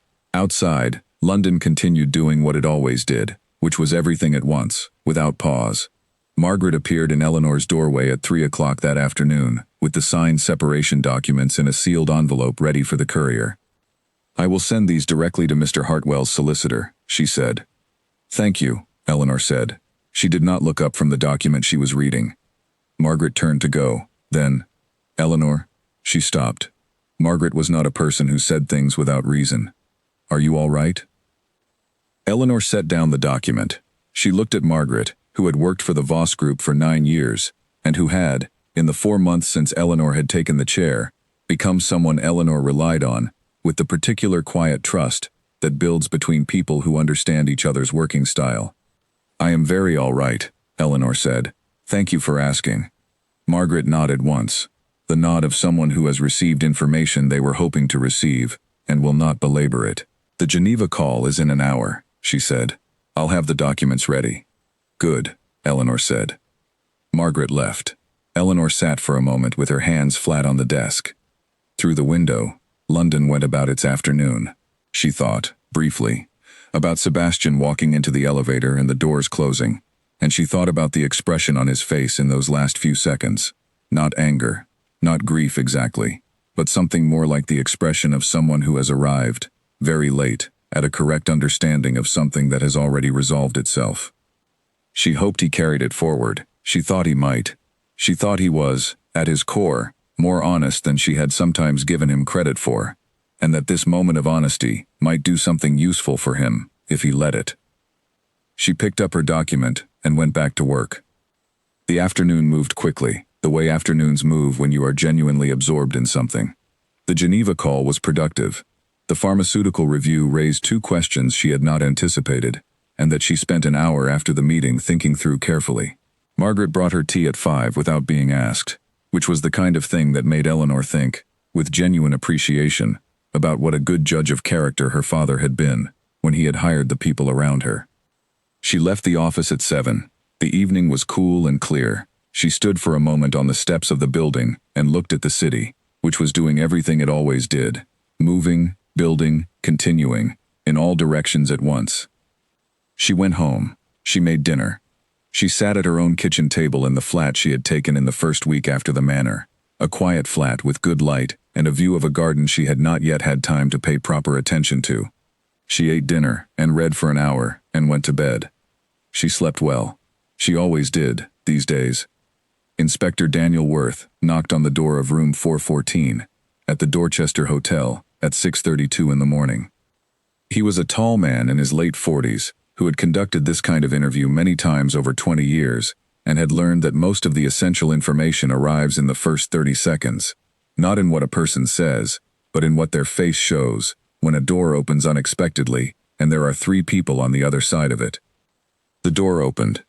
Vivian Cross stood in the doorway in a silk robe.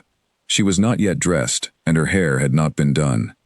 The thing visible in her face in those first 30 seconds was not surprise. It was recognition.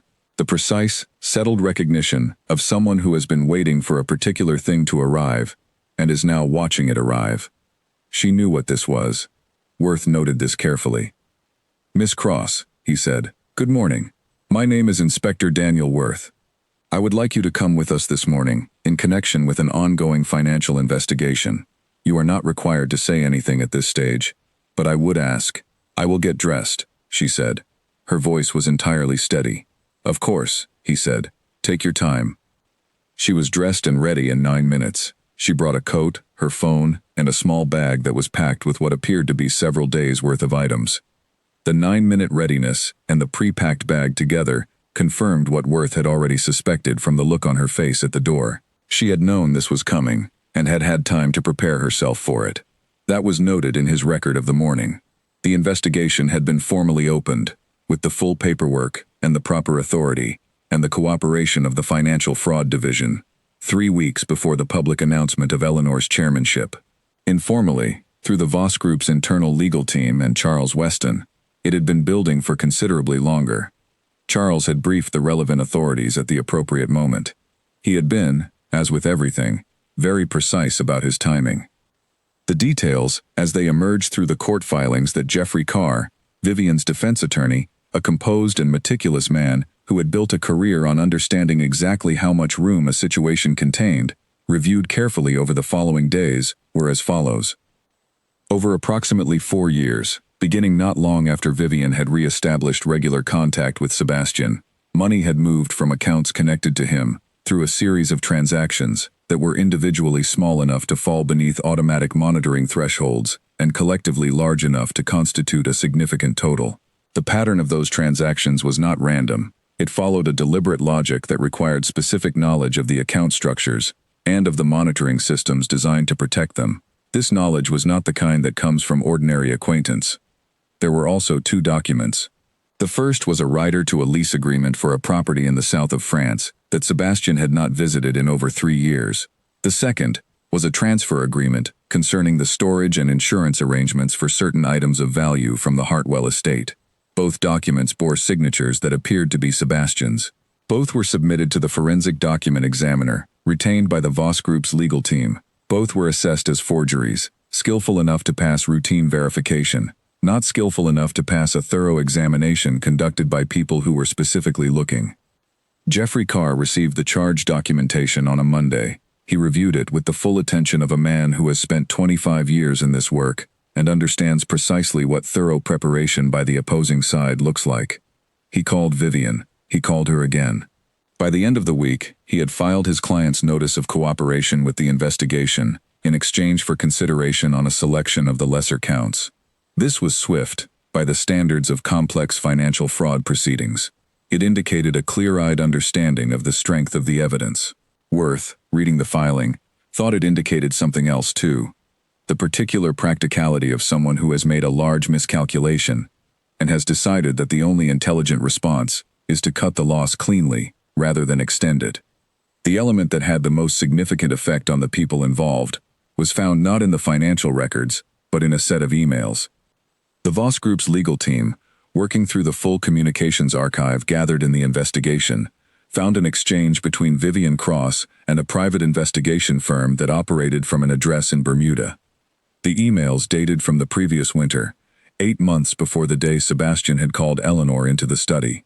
They documented a commission and the delivery of a report. The report had been produced after 6 weeks of investigation into the background of one Eleanor Voss, wife of the Duke of Ashford, carried out through financial tracing, company registration searches across multiple jurisdictions, and other methods the firm described with professional brevity. The report concluded, with high confidence, that Eleanor Voss was the daughter of the late Frederick Voss, founder of the Voss Group, and was the primary beneficiary of his estate through a series of trust structures. Vivian had received this report. The emails established that she had read it with considerable attention. She had sent follow-up questions about 3 of the report's specific conclusions. The investigators had answered them.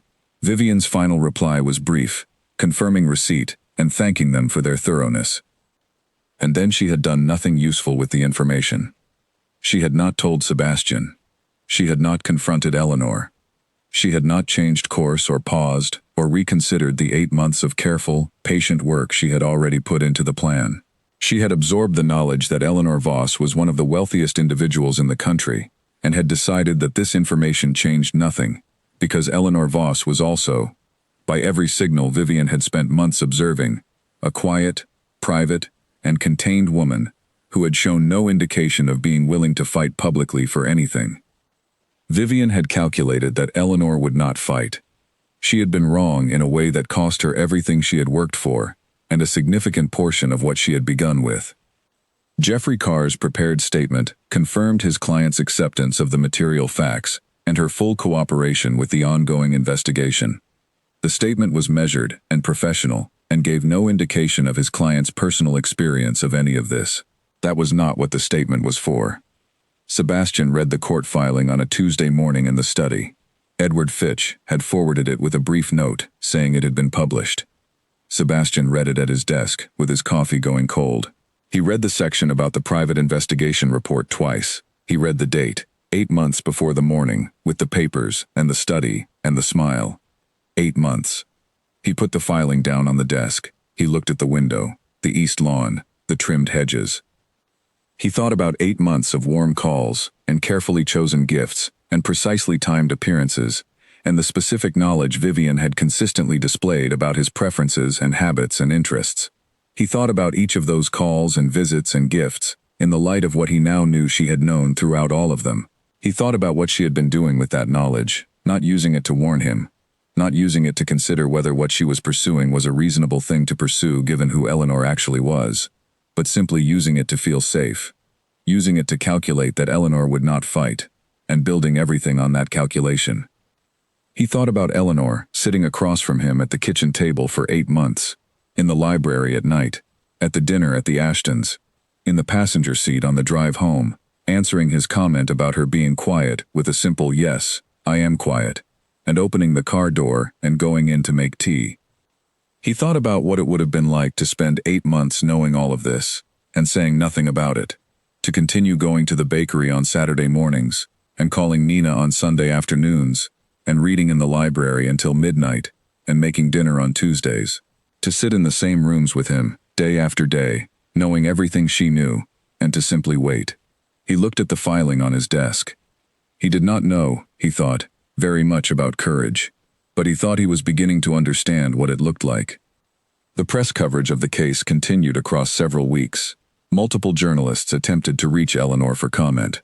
Her office responded to each inquiry with a 3-sentence statement that confirmed the matter was before the courts and expressed confidence in the legal process. When a persistent journalist reached Margaret directly and asked whether Eleanor had any personal statement about Vivian Cross, Margaret said, pleasantly and definitively, "Ms. Voss is focused on her work. Thank you for reaching out."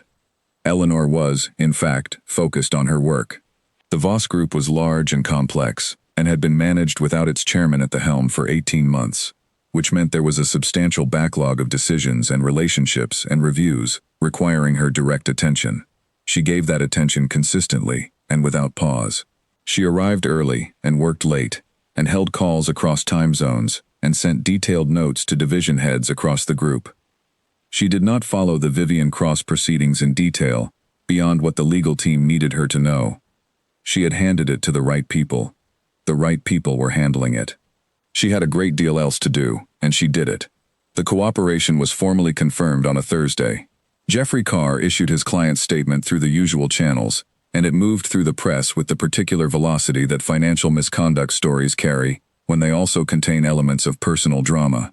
The combination of circumstances, the separation, the announcement, the private investigation report, the fraud that had been running for 4 years, produced coverage that ran for several weeks, and that Eleanor followed only in the briefest terms, reading the summaries Margaret prepared for her each morning, but not the articles themselves. She did not enjoy this kind of attention. She did not enjoy it being attached to her name, or her story, or the marriage, but she understood that it was happening, and that it would continue for a while, and that the most effective response was to continue doing the work, and let the legal process do what legal processes are designed to do. She was, in fact, focused very completely on the work. The Voss Group's pharmaceutical division had a review due that had been delayed by 6 months, pending the management transition. Eleanor drove it to completion in 3 weeks, holding calls with the division head every other day and reading the full documentation herself, rather than relying on summaries. The result was a set of recommendations that the division head, a careful and experienced man named Jeffrey, who had been with the group for 12 years, described in a call with Charles as the most thorough review he had seen in his time with the organization. He said this to Charles. Charles passed it on to Eleanor. Eleanor noted it without comment and moved on to the next file. She was not doing any of this to prove something. She was doing it because it was the work, and the work mattered, and she had been waiting to do it properly for 3 years. That was the only reason. Vivian Cross entered a formal plea on a Wednesday, in the 4th week after her initial appearance. The plea covered the primary financial fraud charges. Jeffrey Carr had negotiated the terms with the characteristic precision of someone who knows when to fight and when to make the best available agreement.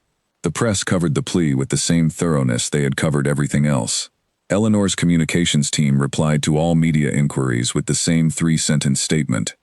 Sebastian did not issue any public statement. Eleanor had not expected him to, and would not have wanted him to. What had happened between them was not a matter for public statements.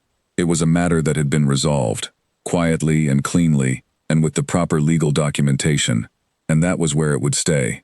She thought about Sebastian occasionally, in the weeks after the plea, not with regret, with the quiet and impersonal concern of someone who has cared about a person and continues to hope they are well, without needing to know whether they are. She hoped the reckoning he was going through was useful to him. She thought it had the potential to be. Eleanor was on the phone with Charles going over the final details of the Geneva term sheet when the car turned into the street where the press conference was being held. Rose has 2 comments on the indemnity clause, Charles said. Neither is substantive, but she wants you to look at them before you countersign. Tell her to send it before 4 this afternoon, Eleanor said, looking through the window as the conference center came into view. It was a large glass-fronted building that the communications team had selected because its main room could hold 200 people without crowding. There were cameras on the pavement outside, news vans parked along the street, a cluster of photographers near the entrance. I will look at it this afternoon. There are already quite a few people outside, her driver said. I see them, Eleanor said. She had expected something close to this. The foundation announcement had gone to the press the previous week, and the response had been larger than anyone on the communications team had initially planned for. Large enough that the venue had been shifted twice in 4 days to accommodate the expanding list of attendees. The combination of the foundation announcement, the Voss Group chairmanship, and the events of the preceding months had produced the kind of public attention that Eleanor found useful when it was directed at something worth directing it at. She intended to direct it at something worth directing it at. Charles, she said, I will call you after. All right, Eleanor. A brief pause. Your father would have loved today, everything about today. I know, she said. Thank you, Charles.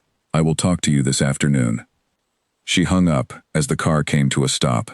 The conference room held 200 people and was nearly full when Eleanor arrived. Television cameras were set up along the back wall. Photographers were in the section designated for them to the right. At the front table, Eleanor, Margaret seated behind and slightly to her right, and 3 members of the Foundation's advisory board, including Lucy Ashton, who had arrived early and was already in conversation with 2 people Eleanor recognized as leaders of partner organizations.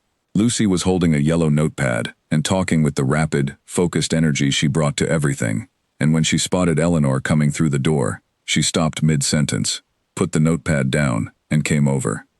This room, Lucy said. She looked around it.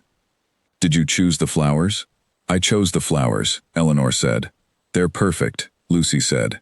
She looked at Eleanor carefully, with the direct and unhurried attention of someone who has known a person for a long time and is reading them with genuine interest. How are you? I am very well, Eleanor said. How are you? Nervous in a way that feels useful, Lucy said. That is the best kind, I think. She paused. The team from Nairobi arrived this morning. I want you to meet them tonight. They are extraordinary. After, Eleanor said, go sit down. Lucy went, with the expression of someone complying, while reserving the right to continue the conversation later. Eleanor took her seat. Margaret leaned close. Ready when you are. Eleanor looked out at the room. 200 people. Cameras, notebooks and recorders. The kind of concentrated attention that could be pointed in many directions. She intended to point it in one specific direction and hold it there. she began. She spoke for 22 minutes from memory. The foundation, she said, was named for her father because it was built on the principle he had tried to live his entire life by, that what you do with what you have matters more than what you have. She said this without sentimentality, the way you say something that has stopped being an idea and has become a conviction so fully part of you that saying it out loud is simply a description of something already true. The foundation's 3 areas of focus were rural education, maternal health care in underserved regions, and women's economic independence. She described what had brought her to these 3. She described her father's background before the empire, the specific, ordinary experiences that had shaped his understanding of what people needed and did not have. She described what she had seen in her own years of living simply, without the empire behind her, that had brought her to the same understanding from a different angle and with her own particular weight on it. She described the first-year commitments, the 12 partner organizations already operating across 9 countries, the educational programs beginning in the new year in 3 regions where such provision was seriously inadequate, the maternal health care initiative, built in close and sustained consultation with local practitioners in each region rather than designed in a London office and sent out to be adopted. She said, "The people who are doing the work know more about the work than the people funding it. The job of funding is to support, not to direct. This is not a small distinction." She said the foundation would be evaluated every year on one question: is it useful? She said if it is not useful, it will change, because her father was a practical man, and she is a practical woman. And practicality means being willing to be wrong. It means learning from people who know more than you. It means changing when the evidence asks it, rather than when your pride permits it. She said one more thing before opening the floor. She said, in building this foundation and returning to the work her father gave his life to, she had learned something she had suspected for a long time, but had not known in the full way until recently, that the most important resource a person can carry is not money, not a name, not a connection or a position or a title. It is knowledge of their own worth. Not the financial kind, the other kind. The kind that remains constant, regardless of what the room around you thinks it sees when it looks at you. She finished. The room was completely quiet for a full moment. Then the questions began. She took questions for 35 minutes. Most were about the foundation, the partner selection process, the accountability mechanisms, the timeline, the criteria for evaluating whether things were working. She answered each one directly and without evasion, and with the precision of someone who has thought carefully about these questions, because they genuinely matter. 2 questions concerned the Voss Group's financial restructuring. She answered both briefly and returned the room's attention to the foundation, because the financial restructuring was not what the morning was for. Then, Claire Bennett raised her hand. Claire was the senior financial correspondent for one of the major national papers. Eleanor knew her name and her reputation. She had a professional gift for asking the question no one else in the room had asked, in a tone so measured and reasonable that declining to answer it would require more explanation than answering it. "Ms. Voss," Claire said. She let a half-beat pass, the pause of someone who has considered their words carefully. "You have had a significant personal experience over the past several months, alongside the professional transition you have described today. What did that experience teach you? What do you take from it?" The room went quiet instantly. 200 people went still at the same moment, the way people go still when something in the air changes. Eleanor looked at Claire. She was quiet for a moment, not searching for words, choosing precisely the right ones from the ones already waiting. "How someone treats you when they believe you have nothing," she said, "tells you everything you need to know about them." The sentence sat in the room by itself. 3 full seconds of complete silence.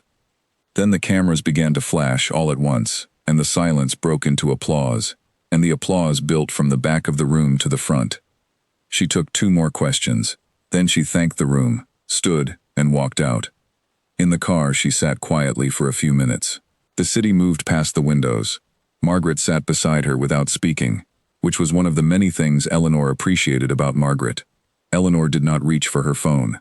She looked at the street and thought about nothing in particular, and felt the particular quiet that follows something that went the way it needed to go. Her phone had 31 messages by the time she looked at it, and the number was still rising. Nina called at 6 in the evening. while Eleanor was at her desk. "Have you seen the clip?" Nina said. "I was standing at the podium when I said it," Eleanor replied. "That is truly not the same thing as having seen it," Nina said.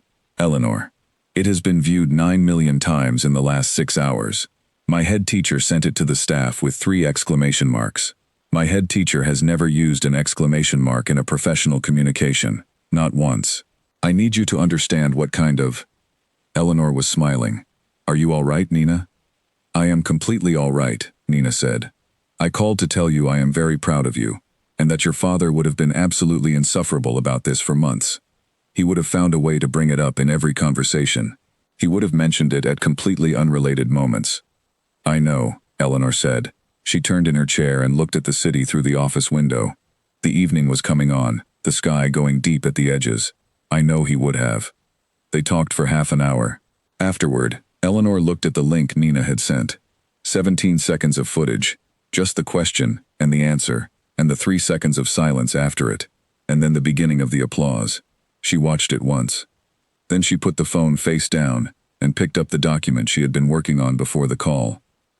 That evening, in a small bakery 2 streets away from a flat in London that Eleanor no longer lived in but still visited on Saturday mornings, Frank Dalton's daughter stopped in on her way home from work. She showed her father a video on her phone. He watched it in the back room, standing with his arms crossed. He watched it twice. Then he handed the phone back, without saying anything, and went out to the front to finish closing up. Before he locked the door, he packed a tin of almond biscuits and wrote Eleanor's name on a card, and set the tin aside on the shelf, where he kept things for specific people. She came on Saturdays. He would have them ready. In the drawing room of Hartwell Manor, Sebastian watched the clip at 11 o'clock at night. He played it 3 times. He sat with the phone in his hands after the 3rd time, and looked at the wall across from him for a long while. He did not play it again. He set the phone face down on the side table. He turned off the lamp and sat in the dark in the house that was very quiet around him. He thought about the study, the white envelope, the papers already signed, the 4 minutes of silence while she read every page, and then the smile, the quiet, still, particular smile that he had not understood then and that he understood now, clearly, in the dark, with the clip still running in his memory. He sat with that understanding for a long time. The house was quiet. Outside, the east hedges were neatly trimmed. Eleanor reached the office at 7:30 that evening and worked through the Geneva documents until 9. She made notes on the term sheet, approved 3 minor amendments, and sent them back to Charles's team. Then she sat at her desk, with the city dark outside the windows, and thought about the morning. She had not known, standing at the podium in that moment, exactly what she was going to say when Claire Bennett asked the question. She had known that Claire was going to ask something along those lines. You do not get to the senior financial correspondent position at a major paper without being very good at identifying the question that everyone in the room is not asking. And she had thought, during the 35 minutes of questions before Claire's hand went up, about how she would answer it if it came. What she had not expected was how simple the answer would be when it arrived. Not simple in the sense of being uncomplicated. The experience behind it was not uncomplicated, but simple in the sense of being clean, direct. One sentence that said the whole thing. She had not written it. She had not planned it. It had come from somewhere underneath the planning, from the part of her that had been sitting with the truth of the past several years, and had distilled it to its irreducible form. How someone treats you when they believe you have nothing tells you everything you need to know about them. She sat with this for a moment. She thought about whether it was completely true. She decided it was. It was one of the truest things she had said publicly, and she had said it to 200 journalists and 40 cameras, and it had gone everywhere, and she was not sorry. She turned off the office light. She went home. She made herself tea. She stood at the kitchen window and looked at the garden below the flat. The small garden she had not yet had time to pay proper attention to. There were 2 trees in it and a patch of ground that had clearly been maintained by someone at some point, and had not been maintained recently. She thought about the roses at Hartwell Manor, holding on in the cold, and Peter the groundskeeper who always did. She would find a gardener for this garden, not because she needed one. The flat was rented and the garden was small and she could manage it herself if she wanted to, but because she wanted to. She wanted to put her attention on something that grew. She drank her tea. She went to bed. She slept, as she always did, well and easily, with the window open a crack. The Frederick Voss Foundation's inaugural gala was held on a Thursday evening in late March, in a room with high ceilings and tall windows, and a lit garden visible beyond the glass on the south side. Eleanor arrived early, the way she always did at things she had built from the beginning. She wanted to see the room before it filled. She walked its length slowly, looking at the tables and the placement of the name cards and the flowers, which were white, which she had asked for. She stood at the far windows and looked at the garden below. Small lights strung through the hedges, pale gravel paths, the last of the early spring growth, just visible at the edges of the beds. 6 months. 6 months since the boardroom on the 40th floor, and the first signed documents, and Charles saying welcome home. She had spent those 6 months building something that she intended to outlast her. This was what the evening was about. Not celebration of what had already happened, but the beginning of what would go on without her, the part she had designed so that it would not need her to be present in it to continue. She stood at the window for a minute, then she went to find her people. Lucy Ashton was in the entrance hall, having arrived 20 minutes early, talking with great speed and focus to 2 people Eleanor recognized as representatives of partner organizations from the East Africa program. Lucy had been on the advisory board for 4 months and had become, in that time, the person every other board member called when they had a problem that needed someone to actually solve it rather than discuss it. She was extraordinary at the work, and she knew it. And knowing it made her better, rather than more difficult, which was a fairly rare combination. When Lucy saw Eleanor come through the door, she stopped mid-sentence, put down the notepad she was carrying, and crossed the hall. Eleanor. Lucy held her hand for a moment. She was not a person who expressed things indirectly, when direct expression was available. You look well. You look like someone who is where they are supposed to be. I am, Eleanor said. That is exactly what it feels like. Good, Lucy said. She looked around the room as it was beginning to fill. The Nairobi team are extraordinary. I want to introduce you tonight. After the speeches, Eleanor said, now go and talk to the people you were talking to. Lucy went, with a look that conveyed both compliance and the secure knowledge that she and Eleanor were going to have a much longer conversation before the evening ended. Nina was near the center of the room, holding a glass of water, looking at the ceiling with the expression she wore in large and unfamiliar spaces, taking everything in from a slight distance, alert and quietly amused. She was wearing a dark blue dress that Eleanor had not seen before, and she looked entirely like herself, which was the thing Eleanor had always valued most about Nina. When Nina spotted her, the expression shifted immediately to the simple, direct version of her face that she had been wearing since they were 19 years old at a kitchen table in Oxford. There you are. I got the address right on the first attempt, Nina said. That is usually how it works, Eleanor said. Not for me in the dark, Nina said. She looked at Eleanor for a moment with the careful attention of someone reading another person they know extremely well.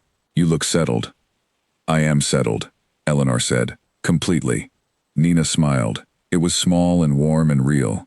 The smile of someone who has been hoping for something and is watching it be true. Good, she said. That's the point of all of it.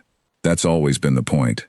Frank Dolton was near the windows at the far end of the room, holding a glass of sparkling water, with the focused care of someone who has been handed an object and is taking the responsibility seriously.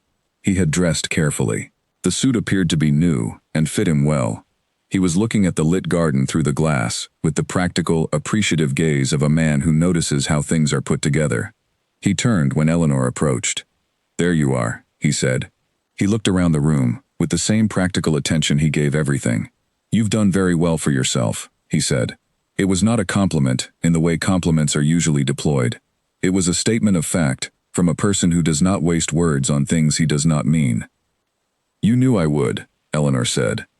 I did, he said. He said it with complete simplicity, the way he said most things.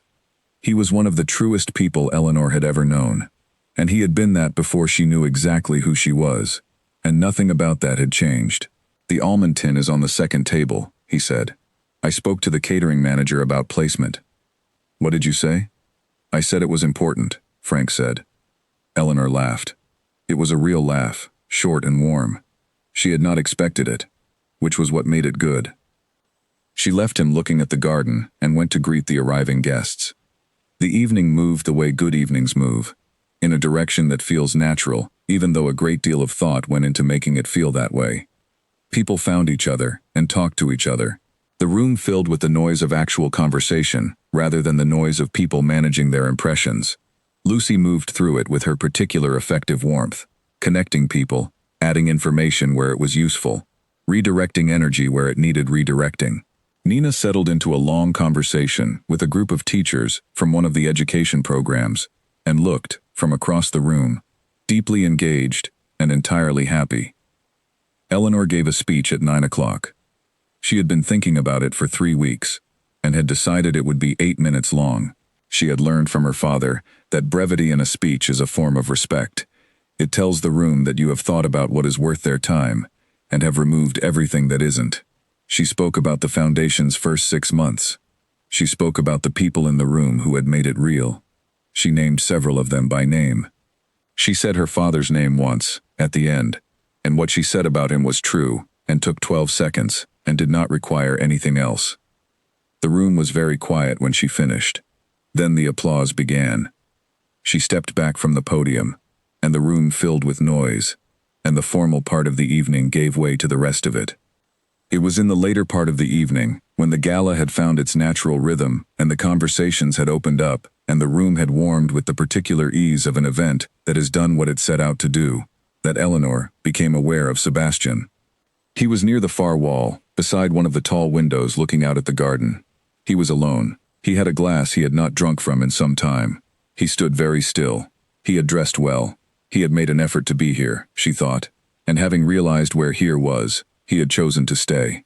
She thought this took something. She had learned later that he had come as the guest of Lord Henry Ashton, who was a foundation donor, and who had not thought to check whether the guest list would present any particular complications. Sebastian had understood within 10 minutes of arriving what the evening was. He had stayed. She completed the conversation she was in. Then she let her eyes find him properly. He was watching her. He had been watching, she thought, for most of the evening, from the edge, from a distance, with the particular expression of someone taking in something they understand they are no longer part of, but cannot quite stop watching. Their eyes met across the room. He raised his glass. It was a small, quiet gesture, the gesture of someone acknowledging something without having the words for it. Eleanor held his gaze for a moment. She looked at him steadily, without coldness and without warmth that she did not feel, just with the clear and direct attention she gave to everything. Then she gave him the smile. It was the same smile, the one from the study, across the mahogany desk, on the morning he had slid the envelope across to her and waited for what she would do. Small and still and entirely genuine. The smile that had confused him then, and that she thought, from the way his face changed when he received it now, he understood now. It was not triumph. It held no cruelty and no gloating, and no desire to make him feel the weight of what had happened. It was not the smile of someone looking at a person they have defeated. It was the smile of someone who has arrived where they are supposed to be, looking across a room at a path they once walked, without regret for where the path ended, and without the need for anything from the person standing at the other end of the look. Just peace. Genuine, complete, freely given peace. She saw him receive it. She saw something move through his face that she could not quite name, something that looked like understanding arriving, very late, very clearly. She hoped he would carry it forward. She meant this. She genuinely wished him well, not as a performed generosity, but as a straightforward truth. Then she turned back to Nina and Lucy and Frank, who had found each other near the window and were standing together with their drinks. And Nina was saying something about a restaurant she had tried the previous week, and the bread that had been served there, which had apparently been extraordinary, and Lucy was asking follow-up questions with the focus of someone who intends to go to this restaurant before the week is out. The bread, Lucy was saying, as Eleanor returned to them. Was it sourdough? It was better than sourdough, Nina said. I don't have a word for what it was. Eleanor picked up a glass of water from a passing tray and stood with them in the warm, late evening room she had built, and she listened to this conversation about bread, and she thought about her father, and she thought about the kitchen table in the small Oxford house, and the words she had carried all her life, and she thought, I did not become small. She had not become small. She was, in this room, with these people, and this work, and this life, that was entirely hers, exactly the size she was always supposed to be. Frank appeared at her elbow at some point, with the tin from the second table. He had collected it himself, because he felt it had been placed too far from the main area of traffic. "Try one," he said. She took one. It was, as it always was, simple, and made with great care, and exactly right. Very good. The evening went on for another hour. Guests began to drift toward their coats. The room warmed with the ease of an evening that has done what it intended to do. Lucy was deep in conversation with the Nairobi team, as Eleanor had known she would be. Nina found Eleanor near the end, and hugged her without saying anything, which was, Eleanor thought, exactly the right response to the evening. Eleanor stood for a moment in the center of the room, as it began to empty. She looked at the flowers, white against the warm light. She looked at the lit garden through the windows. She looked at Frank, who was finishing his sparkling water near the buffet table, and being entirely comfortable in a room full of people he did not know, because he was simply himself, and had never found that difficult. She thought about her father one more time. She thought about what he had built, and why he had built it, and what he had asked of her in the building of it, and she thought about what it had cost, and what it had given her. And she thought, he was right about all of it. Not the empire. The empire was its own thing. He had been right about the waiting, about understanding what you were made of before the world tried to tell you, about refusing to become small. She had not become small. Outside the car on the way home, the city moved past in every direction. It was late, and the streets were nearly empty, and the lights were bright in the dark. Eleanor sat in the quiet car and looked at it, and felt, for the first time in a very long time, exactly, completely, and without reservation, at home. She walked back through the room as it emptied. She stopped to speak to the team from Nairobi, who were, as Lucy had promised, extraordinary. 3 women who ran a maternal health care program, in conditions that would have defeated most people, and who were doing it anyway, with a precision and resourcefulness that Eleanor found genuinely instructive. She asked them specific questions. They gave her specific answers. She made notes on the small card she kept in her jacket pocket for this purpose. She found Frank again near the end, near the table that had held the tin. The tin was now considerably lighter. He was satisfied about this. People liked them, he said. People always like them, Eleanor said. He looked at her for a moment with the straightforward expression he had given her for years. Across the bakery counter, across the kitchen table, across whatever space happened to be between them on whatever morning it was. He was one of the few people she had ever known who did not look at her any differently depending on what she was wearing, or what room she was in, or what name was attached to her on that particular day. He had looked at her the same way in the flat above the bookshop, and at the manor, and here in this room, with its high ceilings, and its 200 people, and its foundation name on the screen. She appreciated this more than she had ever found the right words to say. "Saturday?" he said. "Saturday," she said. He nodded. He went to find his coat. Nina appeared at Eleanor's elbow as the last guests were leaving. She was carrying her own coat and had the look of someone who has had a very good evening and is not entirely ready for it to end. "I spoke to the woman running the education program in Kerala," Nina said. "For almost an hour. She made me want to ask for a sabbatical." "Don't do anything yet," Eleanor said. "Come and see the program first. I will arrange it." Nina looked at her. "You would do that?" "Of course," Eleanor said. "You should see what the money is actually doing." Nina was quiet for a moment. She looked at Eleanor with the particular attention she brought to things she wanted to remember precisely. Then she said, "Your father was right about you." "I know," Eleanor said. "He told me so several times." Nina laughed. Eleanor laughed. They walked out together into the cool March night, where Lucy was already on the pavement, talking to 2 more people about 2 more things, and Frank's daughter's car was waiting for him at the curb, and the city was lit in every direction. Eleanor stood on the steps for a moment. She looked at the street, at the building behind her, at the people around her. She thought about Frederick Voss sitting at a kitchen table in a small house in Oxford, making his own tea, telling her that what mattered was what she was made of. She knew what she was made of. She went home.